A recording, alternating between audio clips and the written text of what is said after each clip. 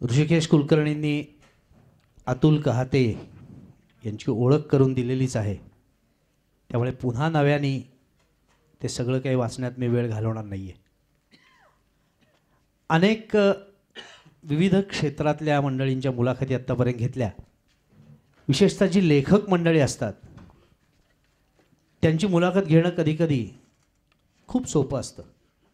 याचं कारण त्यांना फक्त त्या विषयापर्यंत नेऊन ठेवायचा अवकाश. ही लेखक मंडळी धाड धाड धाड धाड धाड धाड बोलायला सुरुवात करतात. पण आजची मुलाखत मात्र त्याला थोडी अपवाद आहे. कारण मी जेव्हा अतुल कहात्यांना पहिल्यांदा भेटलो तेव्हा मोठ्या मुश्किलीने ते एखादं वाक्य बोलतात असं माझ्या लक्षात आलं. त्यांचा छान चेहऱ्यावरचं असंच स्मितहास्य आणि मोजकं बोलणं, तिथंच माझ्या उरात पहिली धडकी भरली. अरे बापरे, हे काहीतरी वेगळं प्रकरण आहे. पण मला असं वाटतं की क्रियेविणं वाचाळता व्यर्थ आहे, हेच त्यांच्या जीवनाचं सूत्र असावं. त्यामुळे उगाचच वाह्यात बडबड करत वेळ घालवण्यापेक्षा आपलं जे काय वेळ आहे तो उत्तम कामासाठी म्हणजे लिखाणासाठी त्यांनी मार्गी लावला आणि सत्कारणी लावला असं वाटतंय. आणि म्हणूनच एवढ्या लहान वयात 50हून अधिक पुस्तकं आज त्यांच्या खात्यात जमा. एखादा माणूस एखाद्या क्षेत्रामध्ये यशस्वी होतो हे आपण समजू शकतो. आपलं नाही काही यशस्वी लोक इथं बसलेले आहेत. पण एखादा माणूस अनेक विषयात यशस्वी होतो हे मात्र जरा जास्तच होतं. कारण मुळात IT ची बॅकग्राऊंड आणि असंख्य म्हणजे आर्थिक मंदीपासनं ते ISIS-पर्यंत आणि कॉम्प्युटरपासनं ते अगदी बिल गेट्सपर्यंत असंख्य विषयांवरती पुस्तकं लिहायची. हे कसं काय या मंडळींना जमतं बरं? त्यासाठी हे वेळ कुठून आणतात? कारण आपण अनेक वेळा वेळ नाही, सध्या जमत नाही, इच्छा खूप आहे पण काही घडत नाही, अशा सबबी सांगत असतो. तर ही मंडळी कुठून आणतात ह्याचं मला एक स्वतःला पडलेलं कोड असतं. आणि एवढ्या सगळ्या विषयांचा अभ्यास ते करतात कधी, कसा, कुठे हे खरंच कळत नाही. आजच्या या मुलाखतीतून अतुल कहाते हे व्यक्तिमत्व थोडंसं उलगडून दाखवण्याचा एक अल्पसा प्रयत्न मी करणार आहे. मी म्हटलं तसं की 50 पुस्तकांवर बोलणं हे निव्वळ अशक्य आहे. पण म्हणून एकंदरीतच हे व्यक्तिमत्व कसं आहे हे आपण समजून घेण्याचा आजच्या मुलाखतीतनं प्रयत्न करूया. तुमच्या सगळ्यांच्या वतीने मी बिझनेस मंत्राच्या वतीने पुन्हा एकदा अतुल सर तुमचं मनापासून स्वागत करतो. बघा आत्तासुद्धा नुसतं एवढंच केलं. आणि तुमच्या पहिल्या प्रश्नाकडे तुम्हाला नेतो. मुलाखत तुमची आहे त्यामुळे जास्त तुम्ही बोलायचं, मी फक्त तुम्हाला बोलतं करायचा प्रयत्न करणार आहे, उलटं नको. तर तुमची IT ची बॅकग्राऊंड, तर मुळामध्ये तुम्ही मगाशी मला मागे परवा बोलताना म्हणलात की मूळचे तुम्ही सोलापूरचे आणि सोलापूर ते पुणे, पुणे ते IT हा जो सगळा प्रवास झाला, ही जडणघडण याबद्दल आम्हाला थोडं सांगा. मला वाटतं मी ज्या पिढीचं प्रतिनिधित्व करतो तर त्या पिढीमध्ये आपण मोठं झाल्यानंतर नक्की कोण व्हायचं, का व्हायचं, काय करून त्यापर्यंत पोचायचं, हे सगळे आडाखे त्यावेळेला अजिबात नव्हते. म्हणजे आता उदाहरणार्थ माझी मुलगी 10वीत, मुलगा 9वीत आहे. आणि आजूबाजूला चालू असलेली सगळी स्पर्धा आपण बघतो की मुलगा किंवा मुलगी 5वी 6वीत असल्यापासून तो किंवा ती IIT-मध्ये कशी जाईल यासाठीचे सगळे प्रयत्न चालू होतात. तर असं तेव्हा अजिबातच नव्हतं, हे आपल्यापैकी बऱ्याच जणांनाही माहीत असेल. आणि त्यातही मला वाटतं आम्ही जरा जास्तच कॅज्युअल होतो. म्हणजे आता हे काही जणांना कदाचित खरं वाटणार नाही, पण 12वी झाल्यानंतर इंजिनिअरिंग का करायचं हे सुद्धा मला माहीत नव्हतं. काही मित्रांनी ठरवलं की इंजिनिअरिंगच्या ऐवजी BSc ला ॲडमिशन घ्यायची आणि त्या माझ्या खास मित्रांनी तिथे ॲडमिशन घ्यायची असं ठरवलं, म्हणून मी त्या कॉलेजचा फॉर्म भरला. इतकं साधं सोपं, गणितसुद्धा म्हणता येणार नाही, त्यात गणित काय म्हणजे. अशा प्रकारे माझं शिक्षण चालू होतं. दिशाहीन आपण अगदी छोट्या शब्दात म्हणू शकतो. आणि हे चालू असताना जसं आता पुण्यामध्ये बहुसंख्य सगळी मुलं कुठल्याही कॉलेजमध्ये असतील तरी संध्याकाळ झाली की फर्ग्युसन रोडवर जशी फिरायला जातात किंवा कॅम्पात फिरायला जातात, तशी आम्ही सोलापूरमध्ये नवी पेठ नावाचा जो भाग आहे तिथेच आम्ही राहायचो, तिथे आम्ही फिरायला जायचो. तर तिथे फिरत असताना एके दिवशी संध्याकाळी एका दुकानाच्या वर अशा ज्या जाहिराती असतात, तर त्या जाहिरातींमध्ये कम्प्युटरचा कोर्स असा एक बोर्ड आम्हाला दिसला. आणि त्यावेळेला कम्प्युटर अगदी म्हणजे नवीन गोष्ट होती, कोणाला फार माहीत नसायचं. आम्ही फक्त कॉलेजमध्ये होता आमच्या कम्प्युटर, नाही असं नाही, पण तो अगदी आत असा ठेवलेला सिक्रेट भयंकर काहीतरी तिजोरीसारखं ते असावं, कोणाला तिथे प्रवेश नाही, खूप लांबून अगदी ठराविक लोकांना तिथे प्रवेश दिला जायचा. अशी सगळी परिस्थिती असताना तो कोर्स काय आहे असं म्हणून आम्ही काही जण चौकशी करायला गेलो.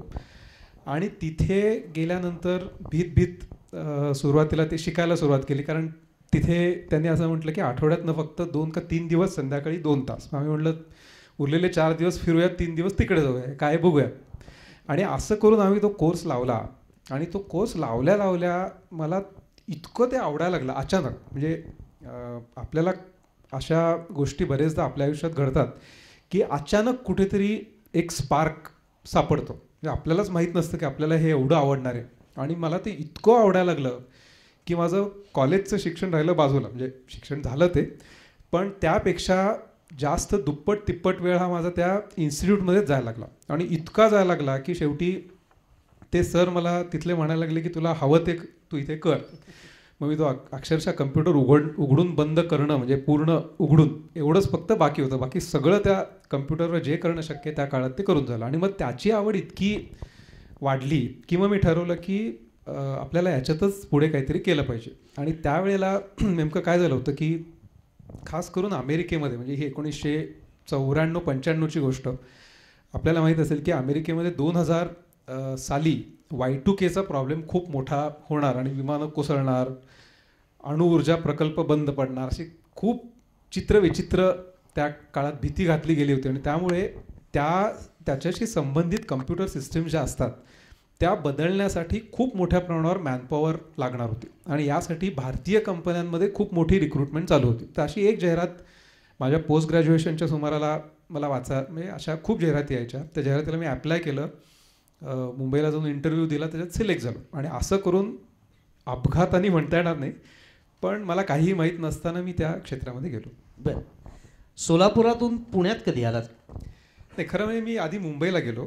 मुंबईमध्ये 2-2.5 वर्ष होतो. त्यानंतर मग बाहेर परदेशी 2-1 वर्ष होतो. आणि त्यानंतर 99च्या सुमाराला मला वाटतं मी पुण्यात आलो. तुम्ही जो काळ सांगताय त्या काळामध्ये साधारणतः कम्प्युटर या विषयामध्ये ज्ञान असणारी, विशेषतः हुशार असणारी मंडळींचा कल हा अमेरिकेकडे असायचा. तर तुम्हाला कधी ते आकर्षण नाही वाटलं?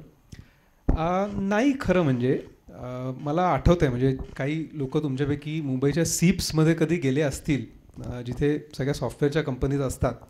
तर त्या काळामध्ये अक्षरशः, म्हणजे आता काही जणांचा कदाचित विश्वास नाही बसणार, पण आम्ही जेवायला म्हणून तिथे गेलो दुपारी, की खाली लंचचं कॅन्टीन असायचं. अक्षरशः तिथे म्हणजे आता आपल्याला जसे वेगवेगळ्या मार्केटिंगचे कॉल्स येतात, तुम्हाला हे पाहिजे का, ते पाहिजे का, तसे मागे ते बॉडी शॉपवर लोक लागायचे. तुम्हाला आम्ही अमेरिकेला इकडे पाठवतो, तिकडे पाठवतो, इतका पगार, फक्त तुमचा बायोडेटा द्या, पासपोर्ट द्या, 1 महिन्यात अमेरिकेला जा. अशा प्रकारच्या इतक्या ऑफर्स आणि इतक्या असंख्य कंपन्यांना ते बॉडी शॉपर्स म्हणायचे, कारण ते चक्क तिकडे लोकांना पाठवायचे आणि मग त्या माणसांनी आपलं काम जे आहे ते करायचं, असा तो प्रकार होता. पण समहाऊ मला नाही ते आकर्षण वाटलं. म्हणजे माझेही अनेक सहकारी धडाधड 6 महिन्यात वगैरे अमेरिकेला जायचे, पण मला कदाचित तेवढं माहीत नसेल की तिथे जाऊन आपण करिअर करावी अशी काही स्वप्न नव्हती, त्यामुळे तसं नाही वाटलं. हे जरा थोडंसं आश्चर्यकारकच मला वाटतं. याचं कारण मी तुम्हाला सांगतो की संगणक तज्ज्ञ अच्युत गोडबोले हे अतुल कहात्यांचे सख्खे मामा. आता अच्युत गोडबोल्यांनी शेकडो मुलं अमेरिकेला पाठवली, हे त्यांनी स्वतः पुस्तकामध्ये पण म्हटलेलं आहे. तर असं असताना सुद्धा आणि अच्युत गोडबोल्यांसारखा मार्गदर्शक घरात असताना सुद्धा किंवा 2 प्रश्न एकत्र आहेत की त्यांच्यामुळेच मुळात कॉम्प्युटरची आवड निर्माण झाली हे आहे का, आणि दुसरं ते असताना सुद्धा त्याबद्दल मार्गदर्शन असं त्यांचं घ्यावंसं वाटलं का? त्यांच्यामुळे मी या क्षेत्रात आलो असं मी म्हणणार नाही, पण निश्चितपणे एक आपल्याला दिशा कुठेतरी देणारं कोणीतरी असतं, ती दिशा त्यांनी निश्चित दिली. म्हणजे कदाचित त्याचं दुसरं कारण असंही असू शकेल की आमच्या घरामध्ये बाकी सगळे डॉक्टर्स, म्हणजे PhD नाही, प्रत्यक्ष मेडिसिनमधले डॉक्टर्स आहेत. माझी आई, वडील आणि असंख्य तुम्ही जे विचाराल ते सगळे डॉक्टर्सच आहेत. तर त्यामुळे मला या मेडिसिन किंवा डॉक्टर या व्यवसायाबद्दल लहानपणापासून घृणा निर्माण झाली.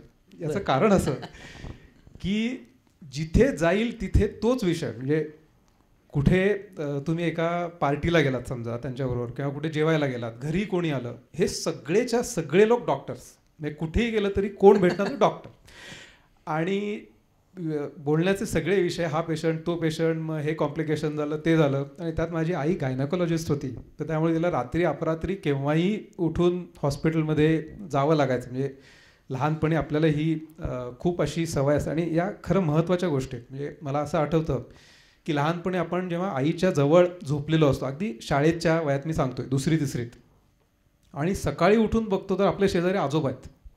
ही काय भानगड आहे? तर आईला रात्री कुठेतरी केस आली, आणि हे सातत्याने व्हायचं. आणि मला त्या सगळ्या पेशंट्सचा मग इतका राग यायचा की हे काय चाललंय. म्हणजे मी आईजवळ रात्री झोपलेलो आहे आणि ती रात्री त्या पेशंट्सकडे गेलेली. म्हणजे मला हे असं हिरावून कोणीतरी घेत आहे असं एक फार फिलिंग त्यावेळेला यायचं.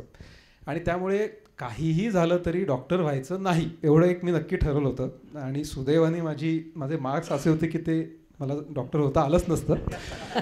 पण तो जरी भाग आपण सोडला तरी तुमचं म्हणजे डॉक्टर होता येऊ नये अशी तजवीज करून ठेवली होती का?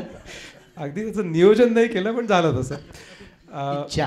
पण हां, आणि मी कम्प्युटर शिकायला लागल्यानंतर मला हे माहीत होतं की अच्युत गोडबोले त्यांचं नाव आहे या उद्योगामध्ये, आणि त्यांचे त्यावेळेलाच होते लिहायचे वगैरे. आणि मला त्या क्षेत्राचं आकर्षण वाटत होतं. तर तिथे जाण्यासाठी काय केलं पाहिजे हे मार्गदर्शन त्यांनी निश्चित केलं.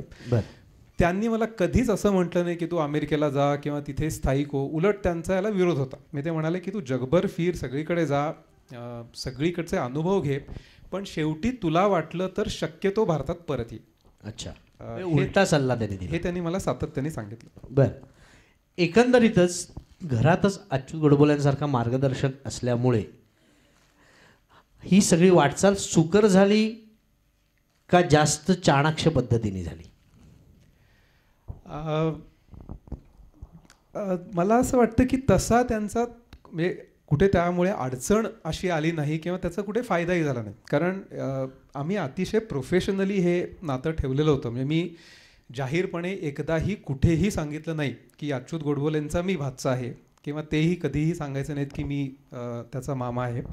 आणि हे सगळं आम्ही व्यावसायिकदृष्ट्या सांभाळलं. म्हणजे उदाहरणार्थ आता मी ते CEO असलेल्या कंपन्यांमध्ये सुद्धा काही वर्ष होतो. म्हणजे काही कंपन्या तशा आहेत, तिथे माझा जो सुपरवायझर असेल तर त्या सुपरवायझरच्या बॉसचे बॉस कित्येकदा ते असायचे, पण त्यातल्या कुठल्याच माणसाला ते माझे मामा आहेत हे माहीत नसायचं. म्हणजे हे पूर्णपणे जाणीवपूर्वक केलं होतं. अगदी. म्हणजे कोणाच्या छायेखाली असं राहावं किंवा कोणाची मेहरबानी मिळावी असं वाटायचं नाही का? असं कधीच नाही. उलट मला असं वाटायचं की आपण शक्यतो त्या कंपनीमध्ये काम करू नये. कारण बरोबर, चुकून कुणी असं म्हणायला नको की अरे हे काय त्याचे मामाच आहेत. पण तसं काही वर्ष जरी असलं तरी तेवढं आम्ही ते सांभाळतो प्रोफेशनली. वा. पण मग एकीकडे IT मध्ये एक पायरी पुढे जात असताना तुम्ही IT मध्ये सुद्धा सर्वोच्च पातळीवर न जाता मध्येच IT पासून दूर गेलात, तसं का? याच्या मागचं एक अतिशय महत्त्वाचं कारण असं की आपण सातत्याने आपल्या व्यवसायामध्ये, आपल्या नोकरीमध्ये नवीन काही शिकतो आहोत का, हे मला खूप महत्त्वाचं वाटलं कायम, आणि अजूनही वाटतं की आपण एकच गोष्ट सातत्याने बरीच वर्ष करत राहिलो आणि आपल्याला ती सहज जमते असं वाटायला लागलं, आणि त्यातून काही शिकायला मिळत नाही आहे, त्यातून आपल्याला काहीही असं मिनिंगफुल आपण करतोय असं वाटत नाही आहे, पण महिन्याच्या महिन्याला एक चांगला पगार जमा होतो आहे, काही ठराविक वर्षांनी प्रमोशन्स मिळत आहेत, बाहेर तुमची एक ठराविक प्रकारची इमेज असते. म्हणजे विशेषतः IT मधल्या लोकांनाही माहीत असेल की बऱ्याच जणांना हे सांगायला खूप अभिमान वाटतो की I am managing 1 million worth of projects. असं लोक सांगतात किंवा 500 लोक माझ्या हाताखाली काम करतात. मी खात्रीलायकरित्या हे सांगू शकतो की त्या 1 मिलियन रेव्हेन्यू आणण्यामध्ये किंवा हाताखालची जी 500 लोक असतात त्यांच्या कामामध्ये आपला सहभाग हा म्हणजे खारीच्या वाट्या इतकाही नसतो. म्हणजे हे सगळे आपण निर्माण केलेली सगळी ही एक प्रकारची वलय असतात, भ्रम असतात. आणि काही लोकांना ते आवडतं करायला, पण मला म्हणजे हे कधीच वाटलं नाही की आपलं खरं त्याच्यामध्ये कॉन्ट्रीब्युशन काय आहे हे आपण स्वतःला विचारलं पाहिजे. आणि जेव्हा अशी एक स्टेज आली की मलाही तसं बोलावं लागणार अशी वेळ आली, मी काही महिने एखादं वर्ष ते केलं सुद्धा की नाईलाजानी आपल्याकडचा IT चा करिअर ट्रॅक असा आहे की ज्याच्यामध्ये काही वर्षांनंतर तुम्हाला तुमची इच्छा असू दे नसू दे तुम्हाला मॅनेजमेंटच्याच क्षेत्रामध्ये जावं लागतं. म्हणजे समजा तुम्ही टेक्नॉलॉजी किंवा इतर कुठल्या बाबतीमध्ये तुम्हाला ते काही करिअर करायचं आहे. म्हणजे एक त्याचं उदाहरण मी तुम्हाला सांगतो की माझी पहिली नोकरी सोडून जेव्हा मी इंग्लंडला गेलो होतो तर इंग्लंडमध्ये माझ्याबरोबर जो काम करायला म्हणून माणूस होता, माझा सुपरवायझर थोडक्यात, ज्यांनी मला तिथे काम दिलं, तर तो काम देणारा जो माणूस होता त्या माणसाचं वय त्यावेळेला मला वाटतं 56-57 वर्षांचं होतं. आणि नंतर सुरुवातीला अर्थातच मी त्याच्याशी काही फार बोललो नाही. नंतर मी जेव्हा बोलायला लागलो तर तेव्हा माझ्या त्या माणसाने मला असं सांगितलं की काही वर्षांपूर्वी तो ड्रायव्हरचं काम करत होता आणि तसंच त्या प्रोजेक्टमधले इतर लोक होते, कोणी सुतार होता पूर्वी, काही म्हणजे असे विचित्र कामं केलेली, आणि आता ते प्रोग्रॅमिंग करतात. आणि तिथे कुणालाही या मधल्या कुठल्याही गोष्टीची लाज वाटत नव्हती. आणि आपल्याकडे हा खूप चुकीचा प्रकार आहे की IT मध्ये विशेषतः तुम्ही ठराविक वर्षांनंतर प्रोग्रॅमिंगच करत असाल तर काहीतरी चुकतंय अशी एक भावना लोकांच्या मनात असते. आणि मला ह्या सगळ्यामध्ये म्हणजे आपण फिश आउट ऑफ वॉटर जे म्हणतो की खूप अस्वस्थ वाटायला लागलं की आपण हे जे करतोय हे बरोबर नाही आहे. मग याच्या पुढचा टप्पा काय, तर मग काही जण म्हणतात की नोकरी बदलून बघा. माझ्या लक्षात आलं की जे लोक नोकरी बदलून बघतायत ते पुन्हा 6 महिने तिथे खुश आहेत, 6 महिन्यानंतर पुन्हा नवीन नोकरी शोधतात. आणि हे नेव्हर एंडिंग अशा प्रकारचं चक्र आहे. मग काही दुसरे त्याच्यामधले अर्थात ऑप्शन्स असतात की एखादी छोटी कंपनी जॉईन करा आणि तिथे CEO व्हा किंवा तिथे CTO व्हा, CIO व्हा, अशा ऑप्शन्स असतात. आणि मी प्रयत्न केले असते तर कदाचित काही वर्षानंतर त्यापर्यंत पोहोचू शकलो असतो, माहीत नाही. पण पुन्हा माझ्या असं लक्षात आलं की तिथे जाऊन आपण तेच करणार आहोत. म्हणजे दिवसाचे 24 तास बांधल्यासारखं घरी आल्यानंतर सुद्धा आपल्या डोक्यात तेच विचार. आणि असं कित्येकदा व्हायचं की रात्री झोपल्यानंतर ते स्क्रीन्स दिसायचे, ते कॉल्स सगळे आठवायचे, आपण कुणाला काय सांगितलं. कारण कित्येकदा आपल्या कंपनीच्या हितासाठी आपल्याला चक्क खोटं बोलावं लागतं म्हणजे कस्टमरशी. तर आपण ते काय सांगितलेलं आहे, त्याचे काय परिणाम होणार आहेत, हे सगळं इतकं मला अस्वस्थ करायला लागलं. आणि मग मला वाटायला लागलं की आपण हे कशासाठी करतोय, यातनं आपल्याला काय समाधान मिळतंय. असं म्हणून मग मी तडक त्यातनं बाहेर पडायचा निर्णय घेतला. मला असं वाटतं की हा फारच अवघड आणि महत्त्वाचा निर्णय तुम्ही घेत होतात. आता दुसऱ्या एका टप्प्याकडे तुम्हाला नेतो की लिखाणाकडे कसं वळणार. लिखाण खरं म्हणजे मी पूर्वीपासून करत होतो. म्हणजे अगदी मी शाळेत असल्यापासून मला क्रिकेटची आकडेवारी जमा करायची खूप आवड होती. आणि त्याविषयीचे खूप लेख वगैरे मी सोलापूरमध्ये असल्यापासून लिहित होतो. पण अर्थातच वयाबरोबर जशी माणसाला प्रगल्भता येते किंवा असा एक समज तरी असतो तर तशा प्रकारे विषय कदाचित थोडे मोठे होत गेले. सुरुवातीला क्रिकेटकडून मी IT कडे वळलो. IT मध्ये सुरुवातीला मी अच्युत गोडबोलेंच्या काही पुस्तकांमध्ये त्यांना मदत केली.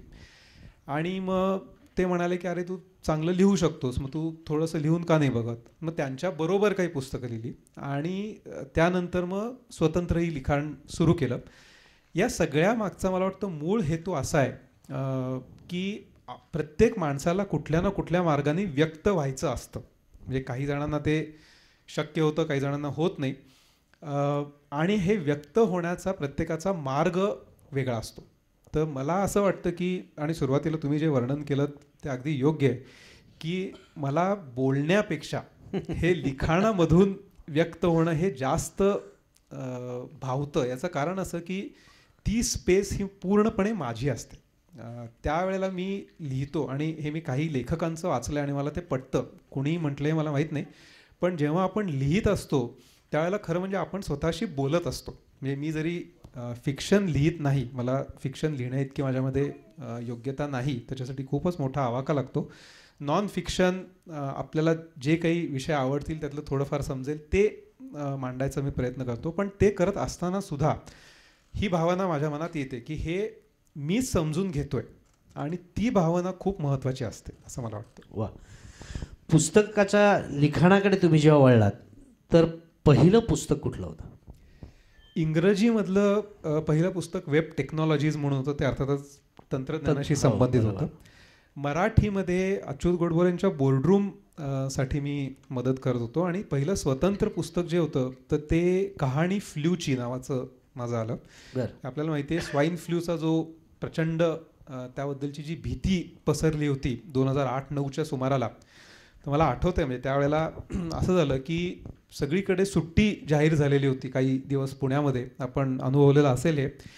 आणि मी माझ्या मुलांना घेऊन डेक्कन वर गेलो, तिथल्या कुठल्या तरी 1-2 दुकानांच्या आसपास. तर तिथे अक्षरशः शुकशुकाट, म्हणजे निर्मनुष्य शांतता जशी असावी तसा प्रकार. म्हणजे ज्या ठिकाणी तुम्हाला पार्किंगला शोधूनही जागा सापडणार नाही, त्या दिवशी अक्षरशः आमंत्रण दिल्यासारखे या कुठेही गाडी लावा, कुठल्याही दुकानात जाऊन खरेदी करा, आणि अक्षरशः शुकशुकाट. आणि मग मला असं वाटलं की हे खरंच एवढं भयंकर प्रकरण आहे का? वर्तमानपत्रांमध्ये वगैरे सगळीकडे येत होतं, टी व्हीमध्ये, पण मग हा इतका असा विलक्षण प्रकार काय आहे, असं आत्तापर्यंत इतिहासात कधी घडलेलंच नाही आहे का? असं करत करत करत मी मागे गेलो, आणि मग माझ्या लक्षात आलं की अमेरिकेमध्ये 1918-19 साली खूप मोठं, म्हणजे त्याला पॅन्डेमिक म्हणतात, म्हणजे जे जो प्रकार हा आवाक्याच्या पलीकडे जातो असा द ग्रेट इन्फ्लुएन्झा नावाचा प्रकार होऊन गेलेला होता. आणि ती वर्णनं भयंकर आहेत. म्हणजे एक त्यातलं मी अगदी थोडक्यात सांगतो की एक अशी बस, हे अमेरिकेमधलं 1919 सालचं उदाहरण, स्वाईन फ्लू सारखा इन्फ्लुएन्झा जेव्हा तिथे पसरला होता, तर एक बस अशी निघाली होती म्हणे, आणि त्या बसमधले प्रवासी 6 का 7 प्रवासी होते, असे कमी प्रवासी होते. आणि ती बस त्याच्या ठिकाणापर्यंत पोहोचेपर्यंत त्या 6-7 प्रवाशांमधले 1 का 2 प्रवासी फक्त शिल्लक राहिले. ते उरलेले जाता जाता मेले फ्ल्यूने. अरे बापरे. इतकी भीषण साथ. आणि शेवटी जो एक प्रवासी उरला, तो प्रवासी उतरत असताना खाली कोसळून पडला, मेला. आणि मग मला असं वाटलं की हा प्रकार खरोखरच भीषण आहे, म्हणजे आपण उगीच घाबरतोय वगैरे अशातला हा प्रकार नाही आहे. आणि म्हणून मी ते खणून काढलं आणि त्याविषयीचं ते पुस्तक लिहिलं. बरं, तुमची जर पुस्तकांची यादी पाहिली तर लेखकांमध्ये असे प्रकार असतात की हे कादंबरीकार, हे ऐतिहासिक विषय लिहिणारे लेखक, हे विनोदी लेखक. पण तुमच्या पुस्तकांचे विषय पाहिले तर त्यात विविध, म्हणजे इंटरनेट आहे, आयसिस आहे, आता तुम्ही फ्लूचं सांगितलं ते आहे, संगणक आहे, असं वेगवेगळे विषय आहेत. 2 पद्धतीने लिखाण होऊ शकतं असं मला वाटतंय. तर त्या दृष्टीने विचारतो की एक तर एखादा विषय आपल्याकडे असतो आणि मग तो पुस्तक रूपाने मांडावा असं वाटतो, हा एक प्रकार. आणि दुसरा प्रकार, आधी विषय ठरवायचा, मग त्या दृष्टीने नॉलेज गोळा करायचं आणि पुस्तक लिहायचं. तुमचं काय पद्धत आहे? मला असं वाटतं की आपल्या आजूबाजूला ज्या वेगवेगळ्या घटना घडत असतात, म्हणजे आता हे फ्ल्यूचं एक उदाहरण झालं, आणि एकूणच जगभरात जे चालू असतं त्या सगळ्याचे पडसाद आपल्यावर कसे उमटतात असा विचार करून मी त्यातले काही विषय निवडतो. अच्छा. आणि खास करून असे विषय की जे मला खूप बेचैन करतात. म्हणजे एक स्वाईन फ्लूचं उदाहरण झालं, असंच उदाहरण म्हणजे जेव्हा 2008-09 साली महामंदी पसरली जगभर, आणि मला सुद्धा हे करावं लागलं. म्हणजे आमच्या ऑफिसमधल्या काही प्रत्येक कंपनीमध्ये ते होतंच की ठराविक लोकांना काढून टाकायचं, आणि तसं काढून टाकण्याची जबाबदारी ही माझ्यावर दिली होती काही लोकांना. बरं. आणि मला ते इतकं वाईट वाटायचं की ज्या लोकांबरोबर आपण इतकी वर्ष काम करतोय त्यातले काही लोक खरं म्हणजे काढून टाकण्याच्या तशा पात्रतेचे सुद्धा नाहीत, पण निव्वळ हा आकड्यांचा खेळ आहे की 10 मधले 2 लोक तुम्ही काढलेच पाहिजे, म्हणून त्यांना काढलं पाहिजे. मग माझ्या मनात शेवटी हा प्रश्न यायला लागला की ही सगळी अर्थव्यवस्था माणसासाठी आहे का माणूस अर्थव्यवस्थेसाठी आहे? आणि मग तेव्हा खरं म्हणजे त्या मंदी वगैरे मधलं मला काही कळत नव्हतं. आपल्याला जसा सर्वसामान्यांना अंदाज असतो की दर एक 7-8 वर्षांनी एक लाट येते, मग सगळे बाजार बुडतात, लोकांच्या नोकऱ्या जातात, पुन्हा काहीतरी होतं, सगळं स्थिरस्थावर होतं. हे खरं आहे का? आणि हे खरं असेल तर हे का होतं? आत्ता नेमकी परिस्थिती काय आहे? हे सगळं समजून घेण्यासाठी मी त्या विषयावर पुस्तक लिहिलं. असे म्हणजे तत्कालीन परिस्थिती किंवा आयसिसचं तुम्ही उदाहरण दिलं, तर हे एवढं घाबरण्यासारखं काय हे आपण वाचतो. म्हणजे बरोबर. ती दृश्य भयावह आहेत की शिरच्छेद केला जातो पासून सगळ्या गोष्टी क्रूर आहे सगळं. म्हणजे पण ही आयसिस निर्माण झाली कुठून, असे प्रश्न म्हणजे जेव्हा एखादा पडतात, विषय कुतूहलाने डोक्यात येतो आणि मग त्याचा त्या सर्वांगीण अभ्यास सुरू होतो. बरोबर. आता तुम्ही मंदीचा विषय काढलात म्हणून त्या विषयाकडे लगेच येऊ आपण, की इथे सगळेच व्यावसायिक लोक आहेत आणि आपण सगळेच जण आत्ता त्या मंदीच्या एका भीषण परिस्थितीत आलेलो आहोत. तर नेमकी ही मंदी आहे का हे फुगवट आहे? तुम्हाला काय वाटते त्यातले अभ्यासक म्हणून आणि लेखक म्हणून? अर्थातच हा विषय खूपच मोठा आहे आणि मला त्यातलं टिप ऑफ द आईसबर्ग आपण म्हणू एवढं सुद्धा कळत नाही. पण जे कळतं त्यानुसार ही मंदी खरी आहे. आणि 2008 साली चालू झालेली ही मंदी अजूनही संपलेली नाही. म्हणजे आपल्याला जे कृत्रिम फुगे ठिकठिकाणी दिसतात, म्हणजे माझा एक मित्र मला म्हणाला, मजेने म्हणाला अर्थात, की अरे मी परवा दिवाळीच्या काळामध्ये की मी असं रिक्षानी बाजीराव रोडकडून लक्ष्मी रस्त्याकडून गावात आलो आणि कुठे मंदी आहे असं मला काय वाटलं नाही. सगळीकडे रोषणाई आहे, लोक आपले मोठ्या प्रमाणावर जाऊन खरेदी करतायत. मग मंदी हा प्रकार काय आहे? आणि मला असं वाटतं हा प्रश्न आपल्यापैकी बऱ्याच जणांना पडतो. अगदीच. तर याचं खरं कारण असं आहे की मंदीचा प्रभाव हा दुर्दैवाने जे लोक आधीच या सगळ्यापासून वंचित आहेत त्यांना सगळ्यात जास्त बसतो. म्हणजे काय की कंत्राटी प्रकारचे जे लोक असतात, म्हणजे आपल्याकडे आता जास्तीत जास्त प्रकारे पूर्ण वेळ कर्मचारी घेतले जाऊ नयेत अशा प्रकारची सगळी व्यवस्था येते, सगळ्या जगभरातच आहे आणि आपल्याकडे सुद्धा ती आता येते. या लोकांना सगळ्यात आधी दूर केलं जातं. त्याच्याशिवाय ज्या लोकांच्या नोकऱ्या तकलादू आहेत थोड्याशा, ते लोक मुख्य प्रवाहापासून दूर जातात. याशिवाय छोटे व्यावसायिक जे आहेत की ज्यांचा व्यवसाय एका ठराविक प्रकारच्या बाजारपेठेवर वगैरे वगैरे अवलंबून असतो, ते सुद्धा याच्यात भरडले जातात. आणि उरलेली साधारण आपण ज्याला म्हणू मध्यम वर्ग आणि त्याच्या वरची जी सामाजिक व्यवस्था आहे त्यांना हे तितकंसं जाणवत नाही. काही जणांना त्याचा प्रत्यक्ष अप्रत्यक्ष फटका बसतो, काही जणांच्या नोकऱ्या जातात, पण ते जाणवत नसल्यामुळे आपल्याला असं वाटतं की ही मंदी नाही आहे. पण आपण आकडेवारी तपासली, म्हणजे अगदी लेटेस्ट तुम्हाला सांगायचं तर अमेरिकेमध्ये 2008 पासून आत्तापर्यंत मंदी आहे हे म्हणायचं कारण काय आहे? तर 2-3 गोष्टी त्याची मोजमाप आपण बघू शकतो की ज्याला आपण ग्रॉस डोमेस्टिक प्रॉडक्ट GDP म्हणतो. अमेरिकेच्या GDPच्या वाढीचा दर, अमेरिकी अर्थव्यवस्था ही प्रचंड मोठी आहे. आत्ता ही जवळपास $17 ट्रिलियन आपण ज्याला म्हणू, म्हणजे अंदाज यावा म्हणून सांगायचं तर भारताचा GDP हा 2 ट्रिलियन आहे आणि अमेरिकेचा 17-18, म्हणजे ते किती मोठं आहे. तर त्यांची अर्थव्यवस्था ही अर्थातच भारताच्या अर्थव्यवस्थेच्या वेगा इतकी वाढणार नाही आहे. म्हणजे ती 6-7% वाढली तर ते कुठे जातील, त्यामुळे ते अशक्य आहे. पण ती किमान 2-2.5% दराने वाढावी अशी अपेक्षा आहे. आत्ताची लेटेस्ट जी आकडेवारी आहे त्यानुसार गेल्या काही काळामध्ये हा वाढीचा दर 2-3% जाऊ दे, तो 0.1% आहे, एवढाच आहे. अमेरिकेमध्ये मंदी आणि बेकारी दूर होण्यासाठी दर महिन्याला साधारण 1.5 लाख ते 3 लाख एवढ्या नवीन नोकऱ्या तयार झाल्या पाहिजेत असं सगळे अर्थतज्ञ सांगतात. गेल्या महिन्यात हा आकडा 15,000 आहे. बर. आणि मग काही लोक म्हणतात असेल अमेरिकेत असेल, आपल्याला त्याच्याशी काय देणं घेणं. आपण कितीही म्हटलं तरी अमेरिकी अर्थव्यवस्थेशी सगळ्या जगाची ही वेसण बांधलेली आहे.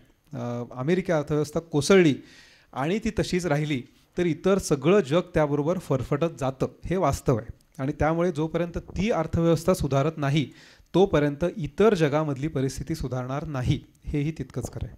बरं, म्हणजे ही जागतिक स्तरावरची मंदी आहे. तर आता साधारण म्हणजे स्वाभाविकपणे मनात येणारा पुढचा प्रश्न असतो की ही मंदी अजून किती टिकणार? हा प्रश्न सोडवणं खरं म्हणजे खूप अवघड आहे. म्हणजे जागतिक पातळीवरचे अर्थतज्ञ काय म्हणतात ते मी सांगतो. जपानमध्ये गेली 20 वर्ष मंदी सदृश वातावरण आहे. म्हणजे अगदी सोप्या शब्दात सांगायचं तर आपण महागाईला जे इन्फ्लेशन म्हणतो, इन्फ्लेशन म्हणजे महागाई नव्हे, इन्फ्लेशन म्हणजे चलन फुगवटा, पण आपण ढोबळ मानाने म्हणू की इन्फ्लेशन म्हणजे महागाई.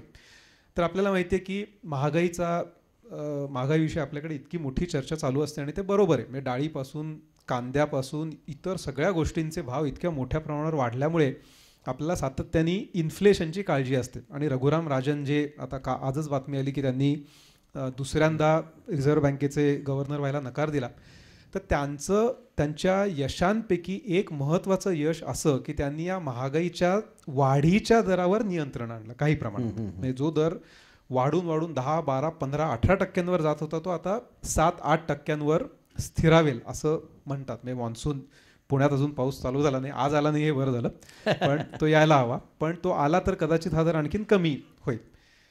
म्हणजे आपल्याकडे कुठला प्रश्न आहे तर इन्फ्लेशन किंवा महागाई वाढण्याचा प्रश्न आहे.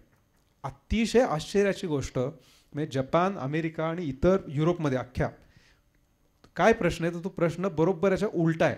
म्हणजे जपानमध्ये 20 वर्ष बंदी का आहे तर जपानमध्ये डिफ्लेशन आहे. डिफ्लेशन म्हणजे काय की चलनाची म्हणजे जे आपल्याकडे चलनाचं मूल्य थोडक्यात घसरतं. आज आपण जे 10 रुपयात घेऊ शकतो ते आपण 1 वर्षांनी 10 रुपयात घेऊ शकणार नाही. आपल्याला कदाचित 15 रुपये लागतील, आणखीन 1 वर्षांनी 20 रुपये लागतील. म्हणजेच काय रुपयाचं मूल्य हे घसरतंय. या देशांमध्ये उलटी परिस्थिती आहे. म्हणजे डॉलरची किंमत ही वाढतीये. आज तुम्ही काही घेऊ शकलात तर आणि त्याच्याऐवजी समजा तुम्ही 5 वर्ष थांबलात तर 5 वर्षांनी याच डॉलरमध्ये तुम्ही जास्त वस्तू घेऊ शकाल. उलटी परिस्थिती. जपानमध्ये हे 20 वर्ष चालू आहे. युरोपमध्ये तीच परिस्थिती आहे. त्यामुळे या सगळ्या जगाला जो भीतीचा जो फेरा आहे तर तो डिफ्लेशनचा फेरा आहे. आणि यातली वाईट भाग यातला असा की मग हा फेरा संपवायचा कसा. आपल्यापैकी काही जणांना खरं म्हणजे आनंद होईल की 100 रुपये घ्यायचे आणि ते नुसते लॉकरमध्ये ठेवून द्यायचे, 10 वर्षांनी काढायचे आणि खूप जास्त वस्तू विकत घ्यायच्या. हे आपल्याला खरं म्हणजे आवडेल. आता काही लोकांना वाटेल की डिफ्लेशनचा प्रॉब्लेम काय, चांगलंच आहे की. हे चांगलं नाही आहे. याचं कारण असं की समजा आपल्याला हे माहिती आहे की आपल्या चलनाचं मूल्य हे वाढत राहणार आहे, कमी होत जाणार नाही आहे किंवा त्याची ताकद. आपण खरेदीच करणार नाही. शक्यतो आवश्यक असेल तेवढ्याच गोष्टी खरेदी करू, उरलेले सगळे पैसे साठवून ठेवू, कारण भाव पडणार आहेत, भाव पडतील तेव्हा आपण घेऊ. असं एकाच वेळेला गुंतवणूकही कमी होईल त्या प्रमाणात. असं देशातले सगळेच लोक एकाच वेळेला करायला लागले तर पैसा पडून राहील, कोणीच गुंतवणार नाही. बरोबर. कोणी खरेदी करणार नाही. कोणी खरेदी करणार नाही म्हटल्यानंतर उत्पादक उत्पादन कशाला करेल. कोणी खरेदीच करत नाही. उत्पादक उत्पादन करणार नसेल तर लोकांना नोकऱ्या कशा मिळतील. लोकांना नोकऱ्या मिळणार नसतील तर ते आहे तो पैसा आधीच मूल्य वाढणारे म्हणून ते सांभाळून ठेवतील. आणि अशा चक्रात ते सापडलेले आहेत. आणि हे भेदणं खूप अवघड आहे. म्हणून हे सगळे आता अमेरिकेमध्ये उदाहरणार्थ आपण जे वाचतो, काही जणांना आश्चर्य वाटेल, अमेरिकेमधले व्याजदर हे जवळपास 0% आहेत. म्हणजे बँकेमध्ये तुम्ही पैसे ठेवले तुम्हाला जवळपास व्याज मिळत नाही. जपानमध्ये काही दिवसांपूर्वी अशी परिस्थिती आली होती की जपानमध्ये निगेटिव्ह इंटरेस्ट रेट्स. म्हणजे तुम्ही बँकेमध्ये 100 रुपये ठेवले, येन असतील तिथे, आपण रुपयांचं म्हणू, 100 रुपये आज ठेवले तर 1 वर्षांनी जपानी बँक तुम्हाला 98 रुपये देईल. अच्छा, उलट अशी परिस्थिती आहे. आणि ही परिस्थिती तुम्ही भेदणार कशी. मग आता त्याच्यावर खूप वादविवाद आहेत की मग सरकारनी त्याच्यामध्ये उतरलं पाहिजे, सरकारनी वेगवेगळी प्रोजेक्ट्स हाती घेतली पाहिजेत. मग त्याला काही जण असं म्हणतात की हे बरोबर नाही, मग सरकारच्या डोक्यावरचं कर्ज वाढतं. हा पुन्हा मग वैचारिक किंवा तात्विक वाद हा लेफ्ट राईट असं होत नाही. पण अमेरिकेमध्ये डेमोक्रॅट्स विरुद्ध रिपब्लिकन असा जो वाद आहे की डेमोक्रॅटिक पक्ष हा त्यातल्या त्यात मागणी वाढवली पाहिजे अशा मताचा आहे आणि रिपब्लिकन पक्ष ही सरकारने कात्री लावली पाहिजे, कपात केली पाहिजे आणि थोडक्यात या परिस्थितीनं बाहेर पडायलाच नको अशा विचारसरणीचा आहे. बरं, पण त्याचा भारतापुरता जर विचार करायचा झाला तर आपल्याकडे हे मंदीचं सावट अजून किती काळ राहणार आहे. भारतामध्ये आपण 2 त्याचे भाग पाडू शकतो. एक म्हणजे एकूण जो सगळा आधीच समृद्ध असलेला वर्ग आहे किंवा मध्यम वर्ग आणि त्याच्या वरचा, या सगळ्यांसाठी नवीन ज्या सरकारी योजना वेगवेगळ्या राबवल्या गेल्यात किंवा सरकारने जे निर्णय घेतलेले आहेत त्यांचा फायदा नक्कीच होतोय. म्हणजे यात काही शंका नाही. अच्छा, म्हणजे आता या सरकारविषयी असलेले इतर सगळे वाद आपण क्षणभर बाजूला ठेवू. म्हणजे त्याच्याशी आपल्या नाही, व्यावसायिक दृष्ट्या विचार केला तर आपल्याला घेणं नाही. अगदी बरोबर. पण त्यांनी उदाहरणार्थ ईज ऑफ डुईंग बिझनेस ही जी संकल्पना आहे की भारतामध्ये व्यवसाय सुरू करायचा म्हटल्यानंतर अंगावर काटा येणं, हे जे परदेशी लोकांना होतं त्याच्यामध्ये निश्चित घट होतीये असं ते लोक म्हणतात. भारतामध्ये गुंतवणुकीत वाढ होणं की भारतामध्ये पैसे गुंतवल्यानंतर 3 वर्षांनी सरकार सांगतं की बाय द वे एक आणखीन प्रकारचा कर होता, पण आम्ही तुम्हाला तेव्हा सांगितलं नाही, आता हा कर भरा आणि तुम्ही भरला नाही तर तुमच्यावर आम्ही केस लादू. असे खूप प्रकार सातत्याने होत होते. त्याच्यामध्ये बऱ्यापैकी घट होतीये. लायसन्सिंग आणि एकूण खूप वरच्या पातळीवर चालू असलेला भ्रष्टाचार, याच्यामध्ये निश्चितपणे मला वाटतं आपल्या सगळ्यांना हे दिसतं की अगदी टॉपमोस्ट लेवलचा भ्रष्टाचार हा निश्चित कमी झालेला आहे, यात काही शंका नाही. सर्वसामान्य पातळीवरचा भ्रष्टाचार दूर झालेला नाही आहे, पण तिथला तो कमी झालेला आहे. कंत्राटं मिळणं, उदाहरणार्थ म्हणजे आपल्याकडे जे 2G स्पेक्ट्रमचा जो भयंकर घोळ झाला आणि UPA सरकारला त्याचा फटका बसला, त्या स्पेक्ट्रमच्या संदर्भात या सरकारने घेतलेले लिलावाचे निर्णय, अशा सगळ्या गोष्टींमुळे म्हणजे असं म्हणतात की India is the only bright spot in the world economy. आणि हे काही अंशी किंवा बऱ्याच अंशी खरं आहे. कारण याचं कारण असं की मगाशी वर्णन केल्यामुळे अनेक देश या डिफ्लेशनच्या चक्रात अडकलेले आहेत. चीननी इतकी मोठी ओव्हर कपॅसिटी तयार करून ठेवलेली आहे, म्हणजे काही जण आपल्यापैकी चीनला जाऊन आले असतील, जे नसतील त्यांनी दृश्य बघितले असतील. 6 लेव्हलचे फ्लायओव्हर्स अनेक ठिकाणी आहेत आणि प्रत्येक फ्लायओव्हरमध्ये 6 लेन्स. अति महाप्रचंड प्रमाणात इन्फ्रास्ट्रक्चर तिथे झालेलं आहे. मोठमोठ्या फॅक्टरीज, मोठमोठी गृहसंकुलं ओस पडलेली आहेत, कारण ओव्हर कपॅसिटी तयार झालेली आहे. आणि हे सगळं, आणि याचा म्हणजे आणखीन दुर्दैवी भाग कसा, हे सगळं करण्यासाठी चीनला खूप मोठ्या प्रमाणावर नैसर्गिक सगळी संपत्ती लागली होती इतके वर्ष. मेटल्स, ऑइल, हे सगळं वापरून झाल्यानंतर आता चीनच्या लक्षात आलं की ही ओव्हर कपॅसिटी आहे चीनची. म्हणजे हे सगळं करून चीन जो माल तयार करतो तो माल एक्सपोर्ट होतो, पण एक्सपोर्ट करण्यासाठीच्या जे देश आहेत ते झोपलेले आहेत, त्यामुळे तो माल एक्सपोर्ट होत नाही. त्यामुळे आता चीन सुद्धा अडकलेला आहे. त्यामुळे चीन वापरत असलेल्या कच्च्या मालाला आता मागणी नाही आहे. त्यामुळे हा माल तयार करत असलेले मेटलवाले देश, तेलवाले देश, म्हणजे तेलाच्या किमती का कोसळल्या, चीनमधली मागणी घटली. म्हणजे चीन वापरत असलेल्या आणि चीन एक्सपोर्ट करत असलेल्या ह्या दोन्ही गोष्टींवर प्रचंड मोठ्या प्रमाणावर मंदीचं सावट आहे. या सगळ्या पार्श्वभूमीवर आपल्या एकमेव देशावर आशा आहेत. बरं, पण हे किती काळ? म्हणजे पुन्हा एकदा एक सामान्य माणूस म्हणून किंवा व्यावसायिक म्हणून प्रश्न येतो की अरे मी मरायच्या आधी होईल नाही.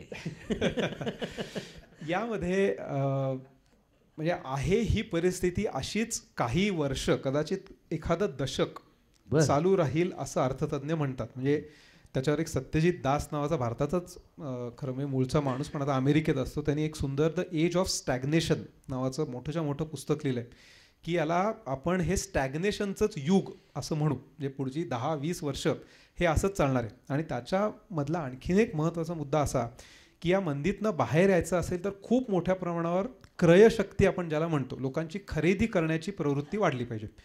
लोकांची खरेदी करायची प्रवृत्ती वाढवायची म्हणजे काय, तर खूप मोठ्या प्रमाणावर उत्पादन झालं पाहिजे आणि लोकांच्या हातात पैसा आला पाहिजे. पण उत्पादन झालं पाहिजे याचाच अर्थ आपल्याला नैसर्गिक साधन संपत्ती असली पाहिजे. याचाच अर्थ पुन्हा आपण एकीकडे क्लायमेट चेंज विषयी बोलतो आणि दुसरीकडे उत्पादन वाढवायचं. हे गणित कसं परस्पर विरोधी आहे, म्हणजे हे सगळे त्यामधले गुंतागुंतीचे प्रश्न आहेत. म्हणजे अगदी थोडक्यात विचार करायचा झाला की जर निसर्गाने आपल्यावर वरदहस्त ठेवला आणि मानवाने निसर्गाचं जर नीट संवर्धन केलं तर काही प्रमाणात आपण तारून जाऊ असं म्हणायला हरकत नाही. बरोबर आहे. म्हणजे उदाहरणार्थ सोलरचा जास्तीत जास्त वापर किंवा पाण्याचा योग्य वापर.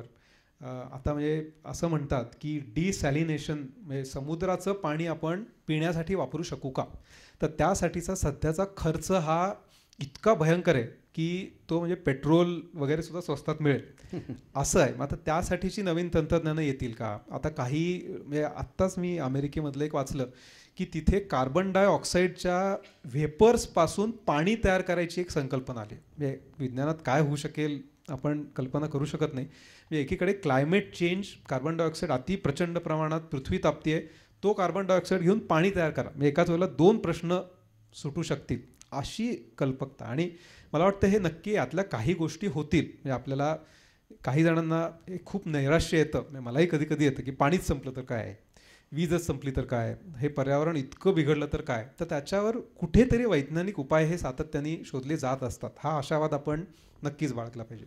म्हणजे यातून मार्ग निघेल लवकरच असं म्हणायला हरकत नाही. ठीक आहे, मी आता एका वेगळ्या विषयाकडे येतो की ज्याही विषयाला तुम्ही हात घातलात ते म्हणजे ISIS. आणि आत्ताच अमेरिकेवरती जो हल्ला झाला त्यांनी पुन्हा एकदा हा विषय ऐरणीवर आला आहे. तर मुळामध्ये तुमचं क्षेत्र IT, तुमचा संपूर्ण स्वभाव मवाळ, एकंदरीत शांत, एकदम दहशतीवादी संघटना आणि या सगळ्या विषयाकडे तुम्हाला कशाने आकर्षित केलं नेमकं? खरं म्हणजे आयसिसच्या आधी मी थोडासा या विषयाचा अभ्यास केला होता. म्हणजे माझं पॅलेस्टाईन इस्रायल नावाचं एक पुस्तक आहे. तर मुळामध्ये हा जो वाद इतकी दशकं चालू आहे पॅलेस्टाईन इस्रायल, आणि लहानपणी आम्ही शाळेत असताना टी व्हीवर प्रणय रॉयांचा द वर्ल्ड धिस वीक हा कार्यक्रम यायचा, आणि काही जणांनी आपल्यापैकी बघितला असेल तो. त्यावेळेला टी व्हीवर ते यासर आराफात दाखवायचे. म्हणजे असं एक त्यांचं विशिष्ट डोक्यावर मुंडासासारखं ते घातलेलं दृश्य प्रचंड कुठेतरी बॉम्बस्फोट झाल्यासारखे दाखवायचे, आणि काही समजायचं नाही म्हणजे काय चाललंय. ते असे इतक्या अतिरेकी अशा नजरेने काही लोक बघायचे, आणि हे सगळं बघत असताना नक्की यात बरोबर कोणाचं आहे, चुकीचं कोणाचं आहे, असं करत करत तो विषय, त्या विषयाचा मी अभ्यास केला. आणि त्या विषयाचा अभ्यास करत असताना खूप गोष्टींचा उलगडा मला होत गेला. तो असा की अमेरिकेने आपल्या स्वार्थासाठी एकूण सगळ्या जगाला कसं वेठीला धरलेलं आहे, आणि पुन्हा जे वेठीला धरले जातात तेच अतिरेकी आहेत असं कसं म्हटलं जातं, हे माझ्या लक्षात येत गेलं. काही अंशी दुसरीही बाजू आहे त्याला, म्हणजे मी काय असं म्हणत नाही की एकच ही बाजू आहे, पण हे जसं स्पष्ट होत गेलं तसतसं मला वाटायला लागलं की दहशतवाद हा खरोखरच, आणि मला हे मनापासून पटतं की दहशतवादाला खरोखरच जात, धर्म, रंग वगैरे असं खरंच काही नसतं. काही प्रमाणामध्ये आता आपल्याला असं दिसेल की एका ठराविक प्रकारच्याच पार्श्वभूमीचे लोक दहशतवादी जास्त होतात, हे खरं आहे. पण या सगळ्या मागे काहीतरी कारणं असतात, आणि त्या कारणांचा शोध आपण घेतला पाहिजे. आणि हे करत असताना माझ्या असं लक्षात येत गेलं की दहशतवादी संघटनांची स्थापना ही मूळ अमेरिकी वर्चस्ववादामुळे झालेली आहे जगभरात. म्हणजे इराण-इराक युद्ध असू दे, किंवा त्याच्यानंतर इराकमध्ये जे काय घडलं, सद्दाम हुसेनला फाशी दिलं गेलं, जॉर्ज W. बुशच्या काळामध्ये जे अफगाणिस्तान आणि इराकवर हल्ले झाले, आणि त्याच्या बऱ्याच आधीच्या काळापासून, म्हणजे आपल्याला असं वाटतं की अमेरिकेचं वर्चस्व हे अलीकडचं आहे. 1899 साली अमेरिकेने क्युबामध्ये जाऊन स्पेनला तिथून बाहेर काढलं. म्हणजे स्पेनची सत्ता होती, स्पेनला बाहेर काढून स्वतःचा तिथे एक कठपुतला असा बसवला, आणि त्यानंतर साधारण 50 वर्ष क्युबन जनता ही अमेरिकी वर्चस्वाखाली राहिली, आणि तिथे क्रांती घडली. म्हणजे फिडेल कॅस्ट्रोनी तिथे क्रांती केली, आणि चे गुवेराचे टी शर्टसुद्धा अजून लोक बरेच घालून आपल्याला दिसतात रस्त्यावरून. याचं कारण काय, तर ते क्रांतीचे प्रतीक बनले. गंमत अशी की इतर देशांमध्ये त्यांना क्रांतीवीर असं म्हटलं जातं, अमेरिका त्यांना दहशतवादी म्हणते. आत्ता बराक ओबामा क्युबामध्ये जाऊन आले तर त्याचं इतकं मोठी त्याची बातमी आली ती अशी की अमेरिकेने टेररिस्ट देशामध्ये प्रवेश केला. हे जे चित्रण आहे हे खूप अस्वस्थ करणार आहे, आणि ही दुसरी बाजू कुठेतरी दाखवली पाहिजे. आपल्याला जी कळेल ती, कदाचित त्याच्यामध्ये चुकाही असू शकतील, नाही असं नाही, कारण ही शेवटी आपली विचारसरणी कशी मला वाटतं हेच भूमिका तुम्ही तुमच्या प्रस्तावनेत सुद्धा मांडलेत त्या. बरोबर, त्यातून आयसिसचं पण पुस्तक आलं. ओके, पण मग तुम्हाला काय वाटतं या आयसिसचं भविष्य काय आहे, आणि हे जगासाठी आणि विशेषतः भारतासाठी कितपत धोकादायक आहे? या सगळ्यातलं दुर्दैव असं आहे की अमेरिका काय करते, अमेरिका म्हणजे फक्त अमेरिका नव्हे, अमेरिका आणि तिची मित्र राष्ट्र, की हे सगळं निर्माण करून ठेवतात आणि त्याचे परिणाम इतरांना भोगावे लागतात. ठिकठिकाणी हे घडलेलं आहे. म्हणजे आयसिसचंच आपण उदाहरण बघितलं, म्हणजे आयसिसमधले 3 जे मुख्य देश आहेत, इराक, सिरिया आणि अफगाणिस्तान, या 3 देशांमधल्या ज्या अलीकडच्या काळातल्या घटना घडल्या त्यातून आयसिसची निर्मिती झाली. या सगळ्या मागे अमेरिकेचा हात आहे, आणि तो कसा आहे हे मी स्पष्ट करून सांगायचा प्रयत्न केला आहे. पण आता म्हणजे तुम्ही जो प्रश्न विचारलात की याचे परिणाम अमेरिकेला फारसे भोगावे लागत नाही आहेत. म्हणजे जरी आता परवा 50 लोक मेले, कशी वर्णनं केली जातात बघा, की अमेरिकेच्या इतिहासामधला सगळ्यात मोठा दहशतवादी हल्ला 9/11 सोडून, आपल्याकडे एकेका दहशतवादी हल्ल्यामध्ये 150-200 लोक मरतात. इराकमध्ये तर म्हणजे हजारो लोक मरतात. सिरियामध्ये जवळपास निम्मी लोकसंख्या नष्ट झालेली आहे, आणि सिरियाची दृश्य तुम्ही टी व्हीवर बघितले असतील तर हे तुम्हाला जाणवत असेल. म्हणजे या देशामधल्या, आणि स्थलांतराचा प्रश्न तर महाभयानक आहे, या देशामधल्या या लोकांच्या आयुष्याला, जीवाला काहीच महत्त्व नाही आहे का? म्हणजे अमेरिकेमधला एका माणसाचा जीव हा इतर ठिकाणच्या 100,000 लोकांच्या जीवा इतका महत्त्वाचा असा त्याचा अर्थ आहे का? हे सगळं अमेरिकेला म्हणजे हे समजत असतं, पण हे जाणीवपूर्वकरित्या असं केलं जातं, हे मोठं केलं जातं की आम्ही हे कसे सफर होतो आणि खरं म्हणजे इतर सगळं जग त्याचे परिणाम सहन करत असतं. म्हणजे आपल्याकडे उदाहरणार्थ जे आता काही लोक त्या प्रभावाखाली येतात आणि आयसिसमध्ये जॉईन होतात, याचा परिणाम उद्या कोणाला भोगावा लागणार आहे? भारताला भोगावा लागणार आहे. पण याची मुळं कुठे आहेत? ते अमेरिकेत आहेत आणि अमेरिका हे सहजपणे करून जाते. आणि हीच आयसिस नव्हे तर अशा अनेक संघटना एकामागोमाग एक उभ्या केल्या जातील आणि त्याचे परिणाम हे इतर देशांना भोगावे लागतील. म्हणजे अगदी त्याचं लेटेस्ट उदाहरण आपण जर का बघितलं तर सौदी अरेबियामधून अमेरिकेला जोपर्यंत तेल मिळत होतं आणि त्या तेलावर अमेरिका अवलंबून होती, तोपर्यंत सौदी अरेबियाशी अमेरिकेचं अत्यंत घनिष्ठ नातं होतं. म्हणजे अमेरिकेचं लष्करी तळ आहे तिथे आणि सौदी कुटुंबाला संरक्षण पुरवणं, तिथे सगळं व्यवस्थित आहे ना हे बघणं ही अमेरिकेची जबाबदारी होती. अमेरिकेमध्ये ज्याला फ्रॅकिंग टेक्नॉलॉजी म्हणतात, तर त्याच्यामुळे नैसर्गिक वायू आता खूप मोठ्या प्रमाणावर आला आणि त्यातनं तेलाच्या इक्विव्हॅलंट मिळू शकतं. हे झाल्यानंतर अमेरिकेचा सौदी अरेबियावरचा जो डिपेंडन्स होता तो संपला. त्याबरोबर सौदी अरेबिया आणि अमेरिका यांच्यात शत्रुत्व निर्माण झाले आणि आता सौदी अरेबिया हा च्या वाढीला पूरक ठरलाय. आता ह्या सगळ्याचे पुन्हा एकदा अमेरिकाच त्याच्या परिणाम कोणाला भोगावे लागतात? इतर देशांना. अमेरिका त्यातनं बाजूला झाली. बरोबर आहे. मला एक प्रश्न पडतो की अमेरिकेची धोरणं किंवा अमेरिकेचं एक जगावर वर्चस्व गाजवण्याची भूमिका, हे सगळं तुम्ही आता बोलताय त्याच्यातनं लक्षात येते. असं असून सुद्धा भारतीय माणसाला आजही अमेरिकेचं एवढं आकर्षण काय हो?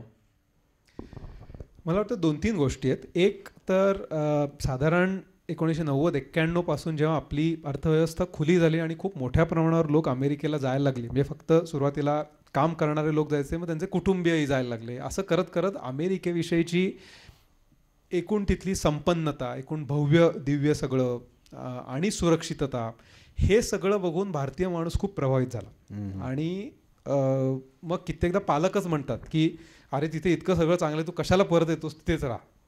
हे आपणच सांगतो. आणि हे पुन्हा प्रत्येक वैयक्तिक पातळीवरचा हा निर्णय, यात बरोबर चूक असं म्हणण्याचा मला किंवा कोणालाच अधिकार नाही आहे, पण असा हा दृष्टिकोन एकतर वाढत जातो. दुसरी गोष्ट अशी की भारतामधले जे प्रश्न आहेत हे आपण दर दिवशी इतके अनुभवत असतो.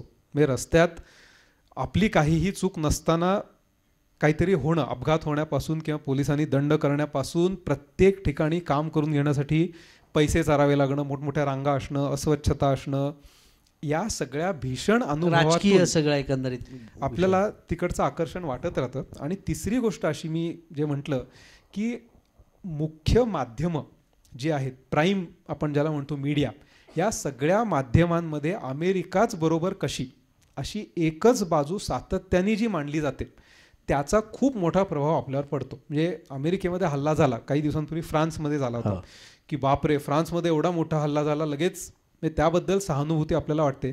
त्याचबरोबर मगाशी मी जसं म्हणालो तसं इराक, सिरिया आणि या सगळ्या लोकांबद्दल आपल्याला काही वाटत नाही. त्याचं कारण असं की ती बाजूच आपल्या लोकांसमोर येत नाही. म्हणजे अक्षरशः कुठेतरी म्हणजे प्राण्यांच्याही आयुष्याला मूल्य असतं, पण अक्षरशः कुठेतरी 100 कोंबड्या मेल्या अशी बातमी असावी, तसं 100 लोक सिरियामध्ये ठार झाले अशी बातमी येते. आपण ती वाचत सुद्धा नाही, नुसती हेडलाईन वाचून सोडून देतो. हा त्याच्यामधला महत्त्वाचा भाग आहे. बरं, मगाशी म्हणजे मुलाखतीच्या सुरुवातीला तुम्ही बोर्डरूम पुस्तकाचा उल्लेख केला, पण बोर्डरूमची जी सुरुवातीची आवृत्ती आली होती, म्हणजे साधारण मला असं वाटतं की पहिल्या 4-5 आवृत्त्या होत्या की त्या पुस्तकावर फक्त अच्युत गोडबोले या एकट्याच लेखकाचं नाव आहे. नंतरच्या आवृत्तीमध्ये तुमचं नाव आहे. तर मुळामध्ये बोर्डरूममध्ये या विषयात तुम्ही कसे आलात? बोर्डरूम हे पुस्तक जेव्हा अच्युत गोडबोलेंनी लिहिलं आणि काही वर्षांनी त्याच्यामध्ये भर टाकावी असं त्यांचं आणि राजहंस प्रकाशनाचं जेव्हा बोलणं झालं, तर त्यावेळेला अच्युत गोडबोले म्हणाले की तू लिहितोयस आणि तू इतक्या वेगवेगळ्या आता कंपन्यांबद्दल वाचतोयस, तर तू याच्यातला पुढचा भाग का लिहित नाहीस? तुम्ही म्हटलं मी लिहायला माझी काही हरकत नाही. मुख्य अडचण त्या पुस्तकामधली अशी होती की त्यातला सुरुवातीचा सगळा जो म्हणजे पहिल्या आवृत्तीचा जो भाग आहे तो त्यांनी लिहिलेला आहे आणि उरलेला भाग मी लिहिला, तर अचानक लोकांना असं वाटायला नको. म्हणजे आपण सिनेमाच्या बाबतीत असं म्हणतो की इंटरव्हलपर्यंत सिनेमा छान होता आणि नंतर मी निघून गेलो किंवा झोपलो. असं होता कामा नये ही मला खूप भीती वाटत होती. म्हणून तेवढीच एक शंका होती आणि मग मी ते लिहिलं. पण जेव्हा राजहंसवाल्यांनी ते वाचलं, मी त्यांना हे मुद्दाम आवर्जून विचारलं की तुम्हाला असं वाटतंय का की खटकतंय का की अचानक आता काहीतरी वेगळंच चालू झालं आहे. तर ते म्हणाले असं अजिबात वाटत नाही. आणि खरं म्हणजे मला डॉक्टर बोरसेंचं त्यानंतर एक छान पत्र पण आलं की त्यांनी खूप छान वर्णन केलं होतं की एखाद्या विमानाने समजा उड्डाण करायच्या ते जवळपास स्थितीत आलेलं असावं किंवा उड्डाण केलेलं सुद्धा असावं आणि त्यावेळेला आपण जाऊन ते विमान धरावं. ही किती अवघड गोष्ट आहे ती तुम्हाला जमलेली आहे असं त्यांनी लिहिलं. ती जमलेली का नाही हा भाग वेगळा. पण सांगायचा मुद्दा असा की ते मला त्याच्यात प्रकर्षाने जाणवायचं होतं की त्यांचं हे इतकं छान पुस्तक आहे ते आपल्यामुळे खराब होता कामा नये. हा कटाक्ष मी कायम ठेवला. आणि मग आता आणखीन एक त्याची तिसरी आवृत्ती येईल. त्याच्यात आणखीन पुन्हा 10-15 नवीन कंपन्या ते यावर्षी कदाचित येईल. बोर्डरूमच्या बाबतीत अनेक किस्से तुमच्याकडे असतील तर त्यातला एखादा सांगा ना. हो, एक खरं 2 किस्से सांगेन. एक जुन्या काळातला एक अलीकडचा की फोर्ड मोटर्स आपल्याला माहिती आहे की फोर्ड मोटर्स म्हणजे ज्यांनी अमेरिकेमध्ये 4 व्हीलर संस्कृती ही राबवली. तर त्याच्याकडे आयकोका नावाचा जो माणूस कामाला होता पहिल्यांदा, तर त्या आयकोकाला फोर्ड जो मुख्य म्हणजे हेनरी फोर्ड, तर त्यांनी त्याला बढती द्यावी का नाही वगैरे याच्यावर खूप बरंच त्यांचं मंथन चालायचं. आणि या आयकोकानी पहिल्यांदा फोर्ड मोटर्समध्ये एक अभिनव कल्पना राबवली की लोकांनी सगळेच्या सगळे पैसे आणून द्यायचे आणि गाडी विकत घ्यायची. याला अमेरिकी लोक तयार नव्हते कारण एकतर मोटर नवीन होती, मध्यमवर्गीय लोक, त्यामुळे त्यांच्याकडे पैसे नव्हते. आपल्याकडे आता जी EMI ची आपण संकल्पना राबवतो तर त्या आयकोकानी पहिल्यांदा आणली की तुम्ही हप्ते भरा, दर महिन्याला ठराविक $, भरा आणि गाडी घेऊन जा. आणि त्यानंतर त्या फोर्ड मोटर्सचा खप तुफान वाढला. आणि मग काही वर्षांनी त्या आयकोकाला फोर्डनी आपला जवळपास म्हणजे अर्धा संचालक असल्या इतके त्याला अधिकार दिले. आणि नंतर अचानक त्यांच्यामध्ये भांडणं झाली आणि आयकोकाला त्यांनी काढून टाकलं. म्हणजे विशेषतः व्यावसायिकांच्या दृष्टीने मला हे इथे सांगायचं आवर्जून असं आहे की इतक्या मोठमोठ्या कंपन्यांमध्ये अशा गोष्टी घडू शकतात की एक माणूस शून्यातून जवळपास आपल्या जवळ येऊ शकतो आणि काही गैरसमजांमुळे काही दिवसांमध्ये तो दूर फेकला जातो. हे एक उदाहरण. त्याच याची प्रकरणाची पुढची पायरी अशी की हा आयकोकाने हार नाही मानली. म्हणजे तो म्हणाला की फोर्डने मला काढून टाकलं म्हणून मी संपलो असं नाही. तर त्याने काय केलं, तो क्रायस्लर कंपनीत गेला आणि ती क्रायस्लर कंपनी त्यावेळेला तळाला गेलेली होती, म्हणजे जवळपास बंद करायच्या अवस्थेत. त्या क्रायस्लर कंपनीला त्या आयकोकाने इतकं वर आणलं की ती फोर्डची सगळ्यात मोठी कॉम्पिटिटर झाली. म्हणजे हे व्यवस्थापनाच्या जगातली ही आश्चर्य आहेत जागतिक पातळीवरची असं मी म्हणेन. आणखीन एक छोटंसं उदाहरण सांगेन की बिल गेट्सचा पण मगाशी तुम्ही उल्लेख केलात. बिल गेट्सच्या बाबतीत 2 गोष्टी म्हटल्या जातात की बिल गेट्सला टेक्नॉलॉजी अजिबात कळत नाही असं म्हणणारा एक वर्ग आहे. कदाचित आपल्याला इथे आश्चर्य वाटेल की बिल गेट्स हा आपण म्हणतो जगातला सगळ्यात मोठा टेक्नॉलॉजीमधला माणूस स्टीव्ह जॉब सारखा. गमतीची गोष्ट म्हणजे स्टीव्ह जॉब्सला सुद्धा टेक्नॉलॉजी कळत नव्हती. खरं सांगायचं तर स्टीव्ह जॉब्सला अजिबात टेक्नॉलॉजी कळत नव्हती. बिल गेट्सला कळत होती. त्या दोन्हीबद्दल मी सांगतो. स्टीव्ह जॉब्सला काय कळायचं तर स्टीव्ह जॉब्सला लोकांना काय आवडेल याची त्याची जी जाण होती ती अभूतपूर्व होती. म्हणजे स्टीव्ह जॉब्सचा आत्मविश्वास कसा असेल. आपण काय म्हणतो की एखादा समजा आपल्याला नवीन उत्पादन तयार करायचं आहे तर हे लोकांना आवडेल का, मग आपण त्याच्यात ही सुधारणा करू, आपण त्याच्यात हे बदल करू, मग आणखीन आपण 10 लोकांना सांगतो की हे तुला बरं वाटतं का बघ. असं करत करत कुठलाही उत्पादक शेवटी उत्पादन तयार करतो आणि भीत ते लॉन्च करतो. स्टीव्ह जॉब्सचा आत्मविश्वास असा की लोकांना काय आवडलं पाहिजे हे मी ठरवीन. म्हणजे हे आपल्या कल्पनेच्या पलीकडचं. लोकांना हे आवडेल हे मी ठरवणार असं म्हणून तो प्रॉडक्ट्स काढायचा. हा त्याचा ग्रेटनेस होता. त्याला अमुक प्रोग्राममधला अमुक सांग, त्याला ओ का ठो कळायचं नाही, त्याचा तो पिंडच नव्हता. बिल गेट्सचं उदाहरण असं, बिल गेट्सच्या बाबतीत असं म्हटलं जातं की बिल गेट्स हा फक्त मार्केटिंगचा माणूस आहे आणि अतिशय चलाखीने त्यांनी यश मिळवलं. तर बिल गेट्सला दुसरी पण एक बाजू आहे. बिल गेट्सनी पूर्वीच्या काळी एक बेसिक नावाची लँग्वेज होती. आता ती बेसिक लँग्वेज कोणी वापरत नाही. पण त्या बेसिक लँग्वेजसाठी बिल गेट्सनी कागद आणि पेन, कारण त्यावेळेला कम्प्युटर्स पण नव्हते, कागद आणि पेन घेऊन तो एका हॉटेलमध्ये 6 का 7 दिवस राहिला. त्यावेळेला त्याचं वय 16-17 वर्ष होतं.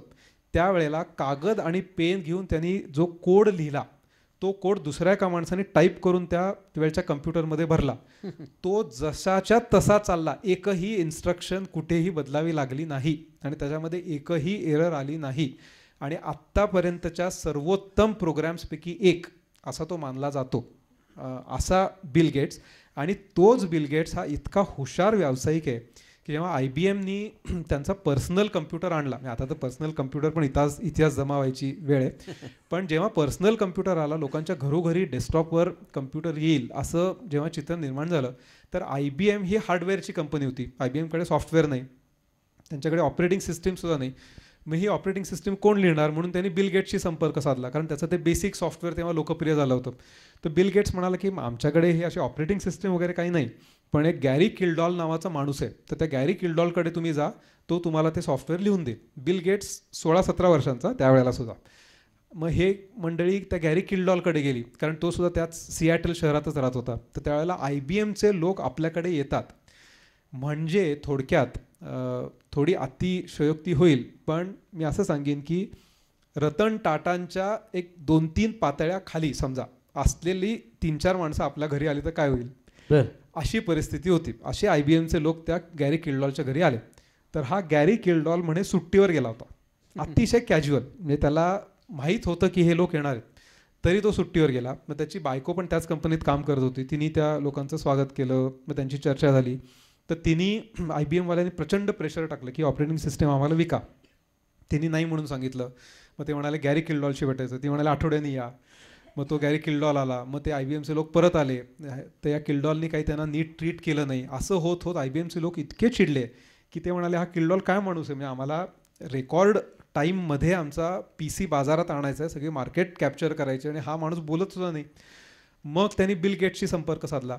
मग बिल गेट्सनी काय केलं की किल्डॉल बरोबर काम केलेल्या एका माणसाकडून त्याची ती ऑपरेटिंग सिस्टीम मिळवली काही मार्गाने, त्याच्यात बदल केले, आणि ते बदल करून त्यांनी Microsoft disk operating system DOS ही IBMला उपलब्ध करून दिली.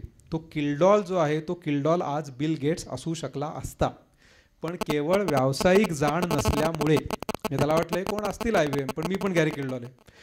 आणि त्या गॅरी किल्डॉलचं म्हणजे त्याचा शेवट हा एका बारमध्ये भांडणं झाली, नाईट क्लबमध्ये अमेरिकेमध्ये, आणि त्याच्या बाहेर झालेल्या भांडणांमध्ये मारहाण झाली आणि त्यात तो मेला काही वर्षांपूर्वी. लोकांनी आता इथे उपस्थित असलेल्यांपैकी किती जणांनी गॅरी किल्डॉल हे नाव ऐकलं असेल, पण त्याचं सॉफ्टवेअर घेऊन बिल गेट्सनी असं मार्केटिंग केलं, आणि त्यांनी त्या करारामध्ये अशी तरतूद टाकली की मूळ PC IBMचा, पण लोकप्रिय आणि श्रीमंत झाला हा बिल गेट्स. कारण त्यांनी अशी त्याच्यात एक तरतूद टाकली होती की फक्त IBMच्याच PCsवर नव्हे, तर इतर सगळ्या कम्प्युटर्सवर पण मी हे सॉफ्टवेअर विकू शकतो.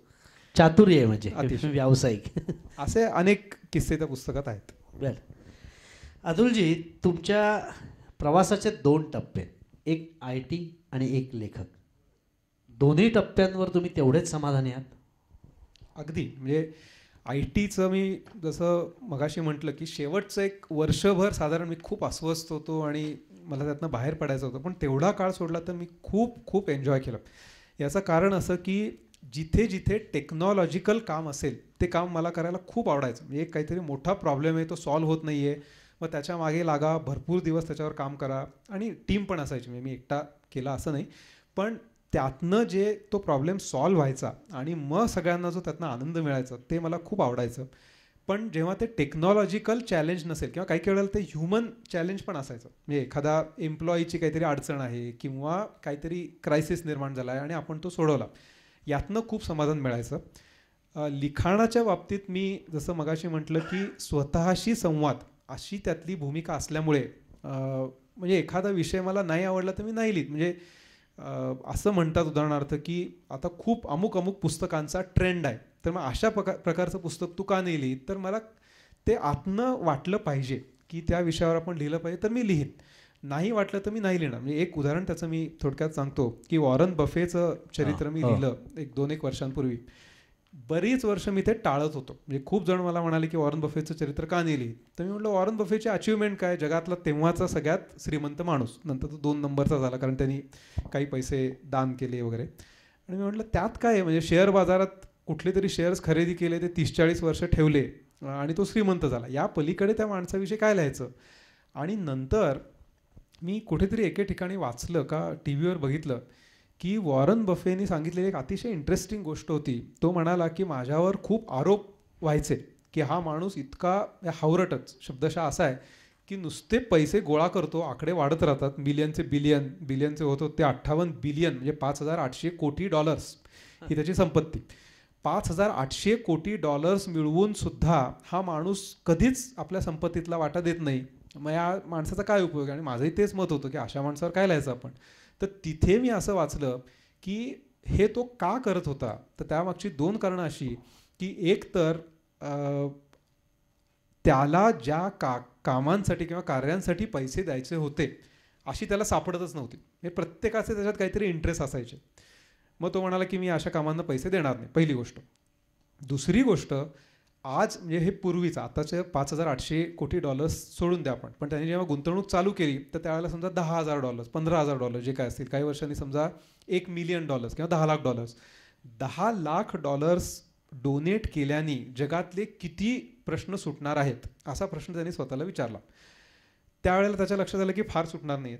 मग त्याच्या डोक्यात असा विचार आला की आज $10 लाख देण्यापेक्षा 30 वर्षांनी आपण हे पैसे वाढवत नेले आणि दिले तर काय होईल. मग त्यांनी त्यातनं दुसरा उपप्रश्न विचारला की $10 लाख आजचे 30 वर्षांनी किती होऊ शकतात आणि ते सगळ्यात जास्त होतील असं करू शकणारा जगातला माणूस कोण आहे. आणि त्यांनी सांगितलं की पहिल्यांदा मी माझ्यातला अहमभाव कायम ठेवला, प्रामाणिकपणा सोडला आणि त्याचं उत्तर मिळालं की मी स्वतः. की मी हे $10 लाख आज ठेवले आणि गुंतवत राहिलो तर 30 वर्षांनी सगळ्यात जास्त किंमत त्याची कोण करू शकेल, तर मी स्वतः. आणि म्हणून मी ते पैसे दिले नाहीत. आणि जेव्हा त्याच्याकडे ते $5,800 कोटी आले आणि जेव्हा बिल गेट्सनी त्याची चॅरिटी चालू केली, त्यांनी वॉरन बफेनी खूप ते तपासलं सगळं बारीक सारीक, म्हणजे तो गुंतवणूकच एवढी बारीक सारीक तपासतो तर चॅरिटी किती तपासली असेल. हे सगळं करून झाल्यानंतर एका झटक्यात कुठलाही विचार न करता त्यांनी आपल्या संपत्तीमधली 90% संपत्ती त्या चॅरिटीला देऊन टाकली. आणि हे मला खूप महत्त्वाचं वाटलं की स्वतःच्या कामामधला आत्मविश्वास पण गर्व नव्हे, त्याचबरोबर समाजाविषयीची आपली भूमिका काय आहे याबद्दलची इतकी स्पष्टता आणि योग्य वेळेला तो निर्णय घेण्याची क्षमता. आणि एवढं असून अतिशय साधा माणूस. आणि 2008 सालचं मी तुम्हाला एक उदाहरण सांगतो की जागतिक महामंदी आणि सगळीकडे भीषण वातावरण होतं. CNN पासून आपल्याकडच्या सगळ्या बिझनेस चॅनल्सवर अतिशय ग्लूमी पिक्चर आपण म्हणतो. सगळे स्टॉक मार्केट्स पडलेले 40% 50%, सगळीकडनं नोकऱ्या जात होत्या लोकांच्या, मोठमोठ्या कंपन्या बंद पडत होत्या. आणि अशा वेळेला वॉरन बफेला CNNनी बोलवलं होतं, मला अजून आठवतं ते. आणि वॉरन बफे एखाद्या लहान मुलाला पहिल्यांदा त्याच्या हातात आईस्क्रीम दिल्यानंतर जो आनंद असेल तो आनंद त्या माणसाच्या चेहऱ्यावर होता. मी म्हणले काय वानगड आहे, सगळं जग रडतंय, मी स्वतः काळजीत आहे आणि हा माणूस असा अक्षरशः उड्या मारतोय तिथे आनंदाने. आणि मग तो म्हणाला की सगळं जग विकतंय कारण आत्ता मी खरेदी करतोय आणि बघा काय होईल 5 वर्षांनी 6 वर्षांनी, आणि ते खरं दिसतं. हे सगळं म्हणजे त्याच्यामधलं जे एकूण म्हणजे तो माणूस पण त्यातलं बाहेर आणणं हे मला महत्त्वाचं वाटलं. म्हणजे एक तो ट्रिगर मिळायला लागतो तुम्हाला थोडक्यात विषयाचा. मी आता इथल्या व्यावसायिकांच्या दृष्टीने तुम्हाला विचारतो की इंटरनेट हे व्यावसायिकांसाठी शाप आहे का वरदान आहे? मला वाटतं आपण वापर कसा करू त्यावर आहे. 1-2 फक्त मुद्दे त्यातले सांगतो की आता हे उदाहरणार्थ ॲप आज जे लॉन्च झालं अशासारख्या गोष्टी अतिशय पूरक आहेत, म्हणजे या बाबतीत काही शंकाच नाही. किंवा बरेचदा काय होतं की एखादं इनोव्हेटिव्ह प्रॉडक्ट हे लॉन्च केलं जातं विशेषतः लहान प्रकारच्या व्यावसायिकांकडून, पण ते प्रॉडक्ट नेमकं वापरायचं कसं हे बऱ्याच लोकांना कळत नाही. आणि मग लोक कंटाळून जातात, ते म्हणतात घेतले पण मला काही समजत नाही. आणि तेवढा सपोर्ट करण्याची प्रत्येकाची क्षमता नसते, म्हणजे कुणीतरी माणूस पाठवून त्याचं डेमॉन्स्ट्रेशन द्या. या सगळ्यासाठी आता आपल्याकडे यूट्यूब आहे उदाहरणार्थ. नुसता एक यूट्यूबवर व्हिडिओ टाकला, अगदी त्याचं डिटेल्ड ते प्रॉडक्ट वापरायचं कसं हे दाखवलं आणि त्याची फक्त लिंक दिली तर हे कितीतरी मोठ्या प्रमाणावर हा प्रश्न सुटू शकतो. दुसरं उदाहरण मी सांगतो, आणि हे खूप मोठमोठ्या कंपन्यासुद्धा करतायत आता, की छोट्या कंपन्यांना तर जवळपास अशक्य असतं की कस्टमर सर्व्हिस डिपार्टमेंट राबवणं. म्हणजे आणि आपण अनुभव हा रोज घेत असतो की आपला कुठला तरी फोनपासून इन्शुरन्सपासून काहीतरी प्रॉब्लेम आला, बँक अकाउंटपासून इतक्या लांब लचक तो फोन कॉल होतो आपला 1800 कुठेतरी आपण डायल केल्यानंतर 5 मिनिटांनी तो कॉल लागणं, त्यानंतर कोणीतरी ह्युमन तिकडून आपल्याला ह्युमन इंटरॅक्शन होणं जवळपास अशक्य असतं. झालीच तर त्यातनं काहीही मदत, हे सगळं झाल्यानंतर तो माणूस सांगतो की ब्रँचमध्ये या. मग आता हेच सगळं होणार असतं तर आपण आधीच गेलो असतो. हे सगळं टाळण्यासाठी आणि हा सगळा खर्च टाळण्यासाठी सुरेश प्रभूंचं उदाहरण आहे, आणि ते मी नेहमी सगळ्यांना सांगतो की इंडियन रेल्वेजमध्ये हा जो मोठा प्रश्न आहे सुरक्षिततेपासून अस्वच्छता, खराब अन्न, या सगळ्यासाठी ट्विट केली की आता पुढच्या स्टेशनवर मदत मिळते, असा हजारो लोकांचा अनुभव आहे. म्हणजे सुरेश प्रभूंच्या किंवा रेल्वेच्या ट्विटरच्या हँडलवर ट्विट केल्यानंतर साध्या व्यावसायिकांसाठी, छोट्या व्यावसायिकांसाठी हा किती चांगला मार्ग आहे की नुसतं तुमचं ट्विटर हँडल पब्लिश करा. तुम्हाला काहीही अडचण असेल, संपर्क साधायचा असेल, नुसतं एक ट्विट करा.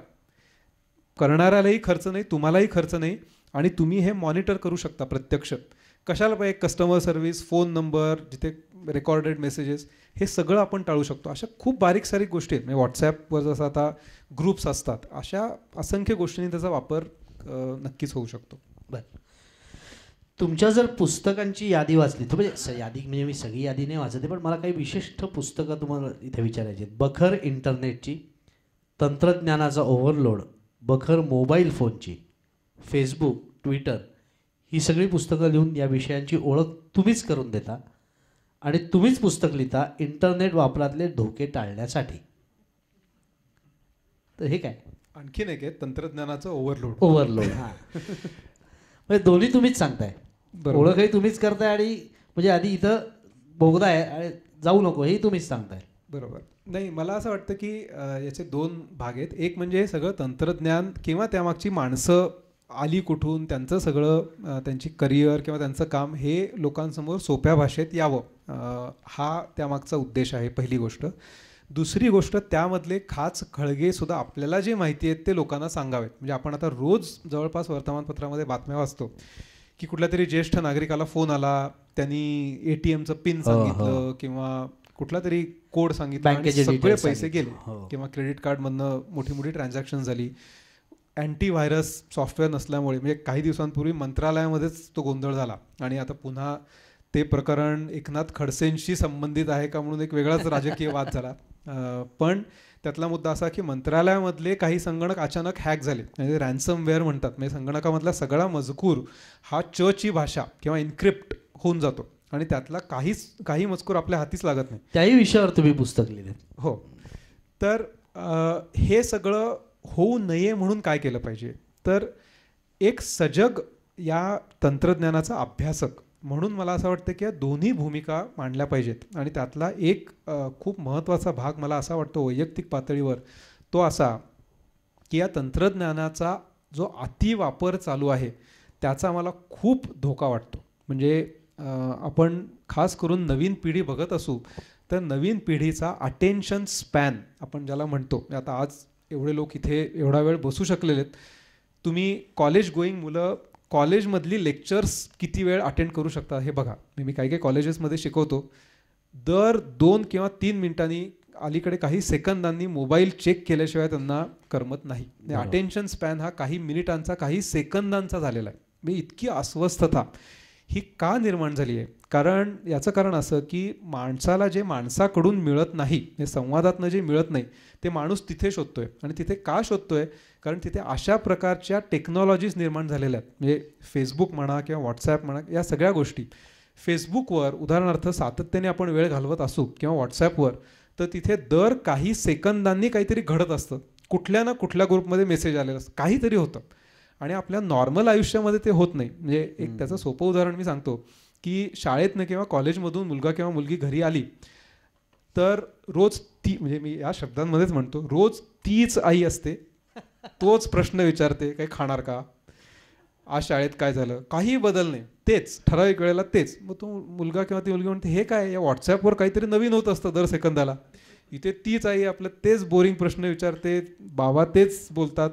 या सगळ्यापासून सुटका करून घेण्यासाठी तो याच्यात अडकतो, आणि तो इतका अडकतो की आणि ते विश्व त्याला इतकं भयंकर आवडायला लागतं, आणि त्यातनं येणारं नैराश्य. आता याच्यावर जागतिक पातळीवर पुस्तकं येत आहेत, आणि हे माझ्या मते ज्यांना इंटरेस्ट असेल त्यांनी माइंड चेंज नावाचं एक पुस्तक आहे, सुझान ग्रीनफिल्ड. मी आत्ताच वाचलं गेल्या काही दिवसांपूर्वी. जागतिक पातळीवरची ती मानसशास्त्रज्ञ आहे, तिने लिहिलेलं पुस्तक आहे. किंवा एक निकोलस कार नावाचा ऑथर आहे, त्याचं शॅलोज नावाचं पुस्तक आहे. भीषण परिस्थिती आहे. म्हणजे हे लोक जागतिक पातळीवरचे अभ्यासक म्हणतायत की अमेरिकेमधली किंवा एकूण युरोपमधली पुढची पिढी ही निर्बुद्ध असणार आहे आणि एमलेस असणार आहे. का तर त्यांचा सगळा वेळ हा गॅजेट्समध्ये जातो. त्या गॅजेटच्या पलीकडे त्यांना जगच माहीत नाही. आणि मला वाटतं आपण वेळीच सावध झालो नाहीत. मला वाटतं ऑलरेडी उशीर झालेला आहे. आपल्याकडे सुद्धा हीच परिस्थिती. म्हणजे बेंगलोरमध्ये टेक्नॉलॉजी डी ॲडिक्शन सेंटर आहे, हे माहीत नसेल कदाचित. आणि तिथे एक पहिली बातमी आली टाइम्स ऑफ इंडियामध्ये 3 वर्षांपूर्वी. त्याच्यानंतर एका वर्षाने बातमी आली की ते आता फुल आहे, जागा नाही. अरे बापरे. मला वाटतं अतुल सर की तुम्ही आत्तापर्यंत पुस्तकाच्या माध्यमातून खूप चांगले विषय मराठी लोकांपर्यंत आणले. तर पुढच्या पिढीच्या दृष्टीने मला वाटतं हा विषय खूपच महत्त्वाचा आहे. तर यावर मराठीत पुस्तक लिहावं असं माझी तुम्हाला विनंती आहे. तंत्रज्ञानाचं ओव्हरलोड खरं म्हणजे तेच आहे, पण त्यात आणखीन मला आता बदल करायचे. नक्कीच. साहजिकच तुमच्यासारख्या माणसाला एक प्रश्न नेहमी विचारला जातो की आता काय नवीन. बरोबर आहे.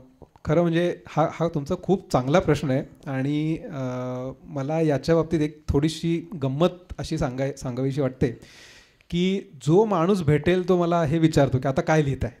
आणि मला एकीकडनं थोडंसं बरं वाटतं, एकीकडनं थोडंसं असं वाटतं की अरे मी लिहिलंच पाहिजे का कायम काहीतरी. मी उदाहरणार्थ ऑफिसला जाणारा एखादा माणूस असेल, मी जात होतो कितीतरी वर्ष, तर कोणी विचारायचं का उद्या ऑफिसला जाणार आहेस का? नाही विचारत. मग हे मलाच का विचारतात, असा एक विचित्र प्रश्न मला कधी कधी पडतो. दुसरी गोष्ट, ज्यांना काही काही आवडी असतात, म्हणजे हे मला माझ्या मुलीच्या बाबतीत जाणवतं की, आणि ती मला हे म्हणते आणि हे कुठेतरी मला हे जुळतं म्हणून मी सांगतोय की ती गाणं शिकते. आता ती गाणं शिकते म्हटल्यानंतर घरी जे कोणी येईल ते प्रत्येक जण म्हणतं की गाऊन दाखव. मग मी म्हणतो की एखाद्या मुलाला समजा सुतारकामाची आवड असेल तर त्याला असं म्हणतात का घरी आल्यानंतर आता सुतारकाम करून दाखव. हा एक म्हणजे मजेशीर प्रश्न याच्यामधला आहे. पण मूळ प्रश्नाचं उत्तर द्यायचं तर बरीच पुस्तकं आता माझी खरं लिहून झालेली आहेत, ती आता यावर्षी येतील. मी फक्त त्यांचा उल्लेख करतो थोडक्यात. एक पुस्तक म्हणजे ॲडॉल्फ हिटलरचं चरित्र मी लिहिलं आहे. बरंच मोठं, म्हणजे जवळपास 350-400 पानी ते होईल. पूर्ण त्याच्या आयुष्याचा घेतलेला आढावा आणि एकूण त्या काळच्या परिस्थितीचा. दुसरं म्हणजे अमेरिकी राष्ट्रपती नावाचं पुस्तक लिहिलेलं आहे. म्हणजे आता निवडणुका होतील तर आत्तापर्यंतच्या सगळ्या राष्ट्रपतींचे आयुष्य, कारकीर्द आणि त्याचे एकूण जगावर झालेले परिणाम. आणि खरं म्हणजे उल्लेख केला पाहिजे की योगेश नांदुरकरांनी त्यांच्या रसिक साहित्याचं जे मासिक येतं तर त्याच्या मासिकाच्या पुढच्या 3 अंकांमध्ये त्यातले 3 महत्त्वाचे लेख येतील, म्हणजे ओळख व्हावी त्या पुस्तकाची म्हणून. याखेरीज पैशांचा इतिहास असं एक पुस्तक लिहिलं आहे. म्हणजे पूर्ण पैसा ही संकल्पना आली कुठून आणि आत्तापर्यंत त्याच्यामध्ये काय घडलं. चौथं शेअर बाजाराचा इतिहास जागतिक पातळीवरचा, हे 4थं पुस्तक. आणि 5वं पुस्तक हे हिलरी क्लिंटनचं चरित्र. अशी 5 पुस्तकं येतील. क्या बात आहे. तुम्ही बघा 5ही पुस्तकं वेगळी आहेत.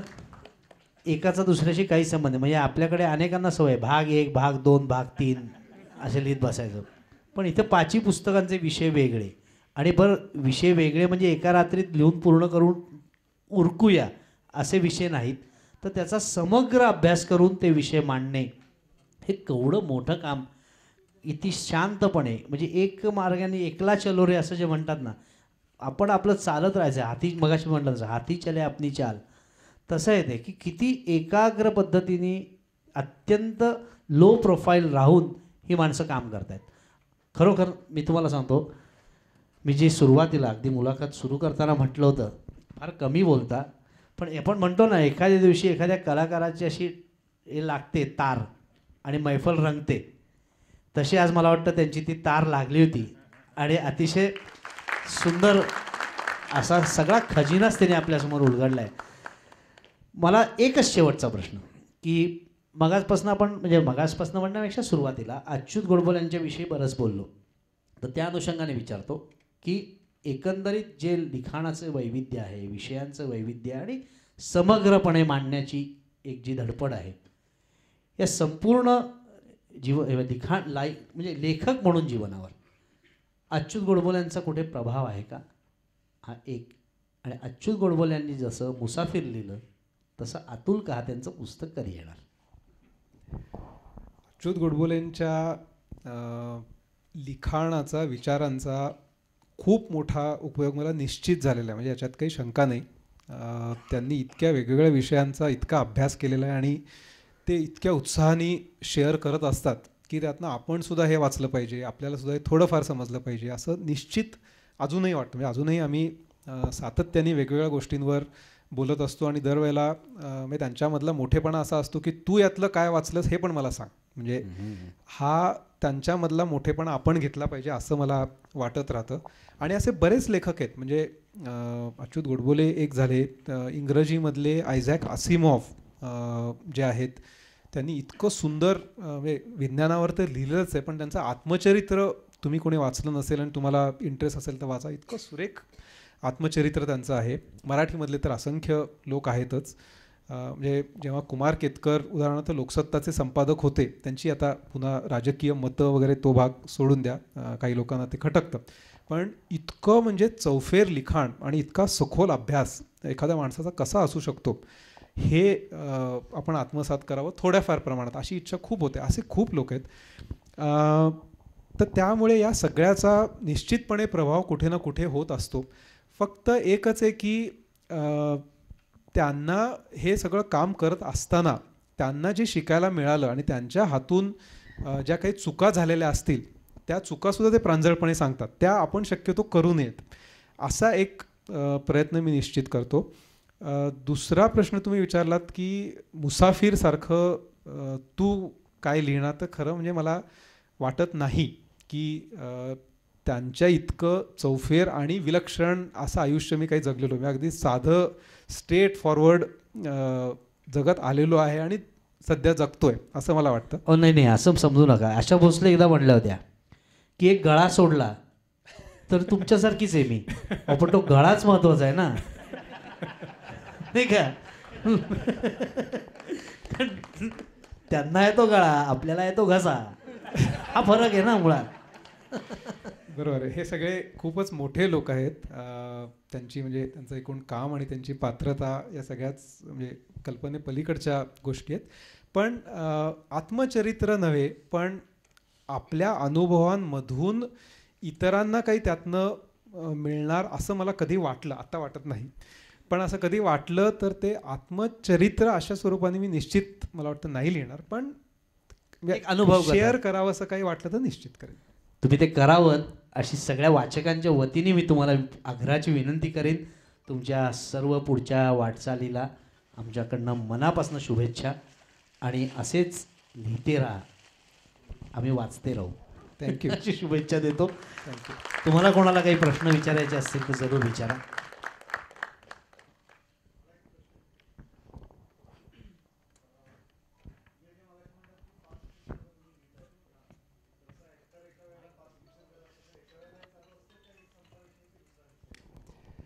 एका वेळेला मी इतकी पुस्तकं नाही लिहित, म्हणजे नाही, मग त्याच्यामध्ये खरं अटेन्शन आणि खरा फोकस राहत नाही.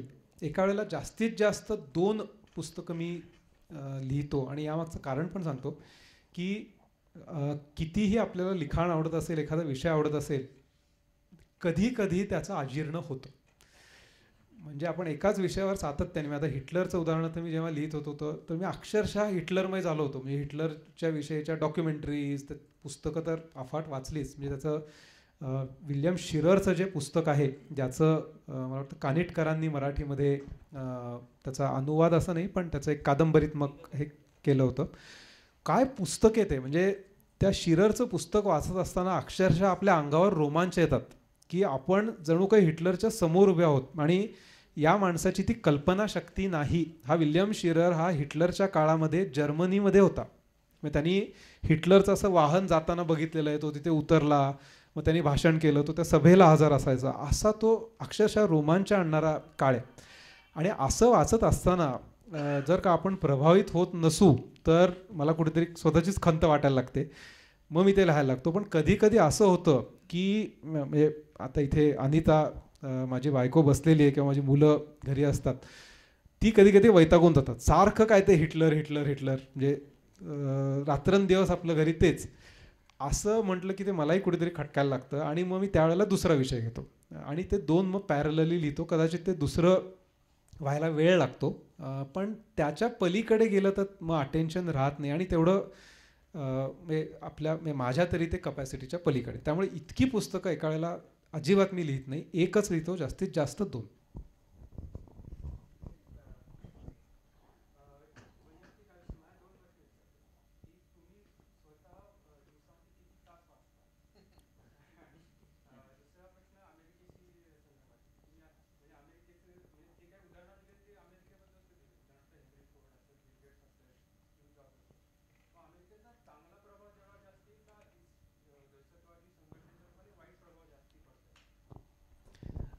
किती तास वाचतो हे म्हणजे आता मला माहीत नाही, पण सकाळी उठल्यापासून रात्री झोपेपर्यंत मी वाचत किंवा लिहित किंवा काहीतरी ऐकत असतो, इतर सगळी आपली कामं सांभाळून. तासांमध्ये सांगणं अर्थातच अवघड आहे, पण म्हणजे जेव्हा मी लिहित नसीन तेव्हा वाचत असतो असं आपण म्हणू. कारण आणि खरंच आहे, म्हणजे खूप वाचल्याशिवाय आपल्याला लिहिता येत नाही. कारण नुसतंच आपण लिहित राहिलो तर आपलं वाचन मागे पडतं आणि मला असं वाटतं की आपल्याला जी डेप्थ अपेक्षित असते ती येत नाही. तर कुठलंही पुस्तक उदाहरणार्थ लिहायच्या आधी मी प्रचंड त्या विषयाचं वाचन करतो. त्याशिवाय मला करंट अफेअर्स वाचायला खूप आवडतं. म्हणजे नेहमीची वर्तमानपत्र तर आपली असतातच, पण सगळीच्या सगळी जी भारतामधली मोठी नावाजलेली मॅगझिन्स आहेत ती मी दर आठवड्याला वाचतो. इंडिया टुडे, आउटलुक, वीक, त्यानंतर महिन्याला येणारं कॅराव्हॅन, तेहलका, हे फ्रंटलाईन, ही सगळी मासिकं मी वाचतो. इकॉनॉमिस्ट रेग्युलरली वाचतो. आणि पुस्तकं लिहित असताना या सगळ्यांचा कुठे ना कुठेतरी परिणाम होत असतो. म्हणजे आपल्याला आठवत असतं की कुठेतरी हे वाचलं आहे, मग तो संदर्भ त्या क्षणी जरी नसेल तरी आपण पुन्हा शोधतो. आणि दीर्घकालीन वाचन हे पुस्तकांच्या रूपाने करतो. दुसरा जो प्रश्न आहे की अमेरिकेचे चांगले आणि वाईट परिणाम, मला वाटतं की आपल्यासमोर येतात ते फक्त चांगले परिणाम असतात. याचा अर्थ माझं अजिबात असं म्हणणं नाही आहे की अमेरिकेमध्ये चांगलं काहीच नाही आहे किंवा आत्तापर्यंत अमेरिकेने काहीच महान केलेलं नाही आहे. उलट मी असं म्हणेन की गेल्या 150-200 वर्षांमध्ये जगामध्ये जे काही महान झालेलं आहे ते बहुवंशी अमेरिकेमध्ये झालेलं आहे. 80, 90, 95% आपण म्हणू. याचं कारण आहे की America is a nation of immigrants असं आपण म्हणतो, की जिथे उत्साही आणि नवीन काही करू पाहणाऱ्या लोकांचं स्वागत केलं जातं आणि ते जाऊन देश घडवतात. हे आपण असंख्य उदाहरणांतून बघितलेलं आहे. पण तो भाग नक्कीच आहे. मला फक्त म्हणायचं एवढंच आहे की तो भाग इतका पुढे येतो की दुसरा भाग झाकोळला जातो. हे होता कामा नये. म्हणजे याबरोबर एक काळजी अशीही घेतली पाहिजे की सातत्याने अमेरिकेला नुसतं विरोधच करायचा. म्हणजे अमेरिका म्हटलं की वर्चस्ववादी, अमेरिका म्हटलं की पर्यावरणाला नुकसान करणार, अमेरिका म्हटलं की अमुक, असा जो एक दृष्टिकोन स्वीकारला जातो किंवा भांडवलशाही म्हणजे वाईट, असा एक दृष्टिकोन स्वीकारणारे लोक आहेत. मला तसंही वाटत नाही. म्हणजे त्यातल्या चांगल्या गोष्टी घेतल्या पाहिजेत, पण त्याचबरोबर जिथे जिथे आपल्या दृष्टिकोनातून दोष वाटतात तेही दाखवले पाहिजेत. असा दृष्टिकोन मला योग्य वाटतो. तुम्ही लिहिलेल्या पुस्तकांपैकी मराठी पुस्तकांच्या प्रती खपल्याची संख्या जास्त आहे का इंग्रजी पुस्तकांच्या प्रतींची संख्या जास्त आहे? आणि इंग्रजीत लिहिल्यामुळे सगळ्या जगभर काहीतरी भयंकर मोठं लाभ होतो अशी जी समजूत आहे ती तुमच्या बाबत खरी ठरली आहे? इंग्रजी माझी पुस्तकं आहेत ती खरं म्हणजे जनरल स्वरूपाची नाही आहेत. म्हणजे ती टेक्स्टबुक्स आहेत किंवा ती फक्त विद्यार्थी किंवा प्रोफेशनल्स किंवा टीचर्स यांच्यासाठी लिहिलेली आहेत. एकच पुस्तक माझं इंग्रजीमधलं जनरल आहे, पण तेही मराठीतून इंग्रजीमध्ये अनुवादित मीच केलं आहे, म्हणजे प्रकाशकाने सांगितल्यामुळे. पण तिथला जो खप आहे तो त्या अभ्यासक्रमाच्या दृष्टीने आणि त्या विषयाची किती गरज आहे यावर ठरतो. म्हणजे एका पुस्तकाचा उल्लेख झाला की त्याच्या जवळपास 1.5 लाख कॉपीज आत्तापर्यंत गेल्यात. याचं कारण असं आहे की त्या विषयावर पुस्तकच नव्हतं आणि जे होतं म्हणजे मुळात मला तो विषय शिकायचा होता आणि मी जी पुस्तकं जी काय उपलब्ध होती ती आणली आणि वाचली, तर म्हणजे माझा आत्मविश्वास पूर्णपणे गेला. ती पुस्तकं वाचायच्या आधी आपल्याला जास्त येत होतं असं मला वाटायला लागलं आणि म्हणून मी ते पुस्तक लिहिलं. आणि मग माझ्या असं लक्षात आलं की हीच भावना अनेक लोकांमध्ये आणि म्हणून ते खपत गेलं असं मला वाटतं. म्हणजे पण संख्येच्या दृष्टीने जवळपास माझ्या मते सारखीच असतात दोन्ही, आणि हे पुस्तकावर पण अवलंबून असतं. म्हणजे आता उदाहरणार्थ वॉरन बफेचं जे चरित्र आहे, तर मला असं जाणवतं की लोकांमध्ये दोन प्रकारची कुतूहल आहेत. की एक तर हा माणूस इतका प्रचंड श्रीमंत कसा झाला, आणि दुसरी गोष्ट म्हणजे आपल्याला हे का शक्य होऊ नये, हा गुंता सोडवण्यासाठी लोक ते मोठ्या प्रमाणावर वाचतात. पण त्याच्याचबरोबर इस्रायल पॅलेस्टाईन, आता हा खरं म्हणजे खूप क्लिष्ट विषय आहे. प्रतींच्या मानाने कदाचित तो कमी असेल, पण आलेल्या ईमेल्स, फोन किंवा जे लोक भेटतात ते जास्त प्रमाणावर त्या पुस्तकाबद्दल सांगतात. खपानी कदाचित कमी असेल. तर असं मला वाटतं की त्या ज्या ज्या विषयाबद्दल लोकांना कुतूहल असतं तो विषय समोर आला तर त्याला रिस्पॉन्स जास्त मिळतो. याचा अर्थ ठराविक प्रकारचीच जी सो कॉल्ड पॉप्युलर पुस्तकं असतात तीच लिहावीत असं मी म्हणत नाही आहे. पण बरेचदा असं मला जाणवतं की आपल्याला जे प्रश्न पडतात ते सुद्धा लोकांना पडतात आणि म्हणून ते त्या विषयाचं वाचतात.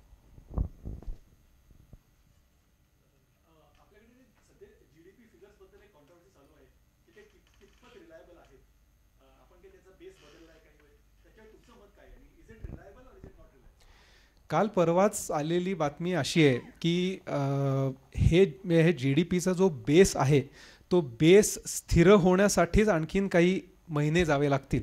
म्हणजे नवीन सरकारने आपला गवगवा करण्यासाठी काही आकडे प्रकाशित केले की लगेच इंडियन एक्सप्रेसमध्ये रविवारी चिदंबरमचा लेख असतो की हे सगळं खोटं आहे. पुन्हा मग कोणीतरी म्हणतं की चिदंबरम जे म्हणतात ते खोटं आहे. असा हा सगळा खेळ चालू आहे.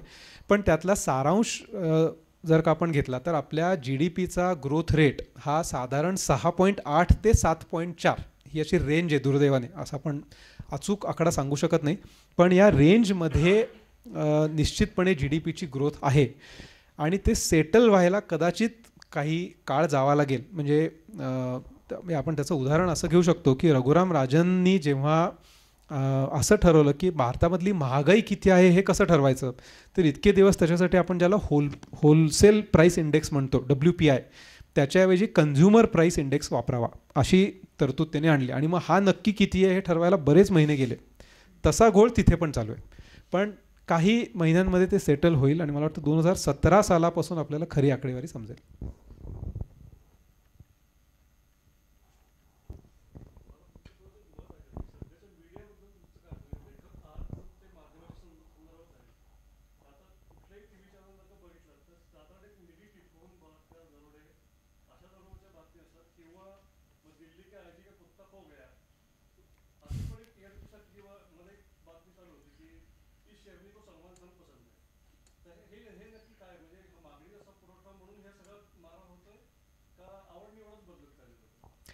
याबद्दल कुमार केतकरांनी त्यांच्या एका आधीच्या भाषणामध्ये मला आठवते पुण्यामध्ये छान भाष्य केलं होतं. त्यांना असाच प्रश्न विचारला होता आणि केतकर म्हणाले की लोकांची ही मागणी आहे असं काही जण म्हणतात.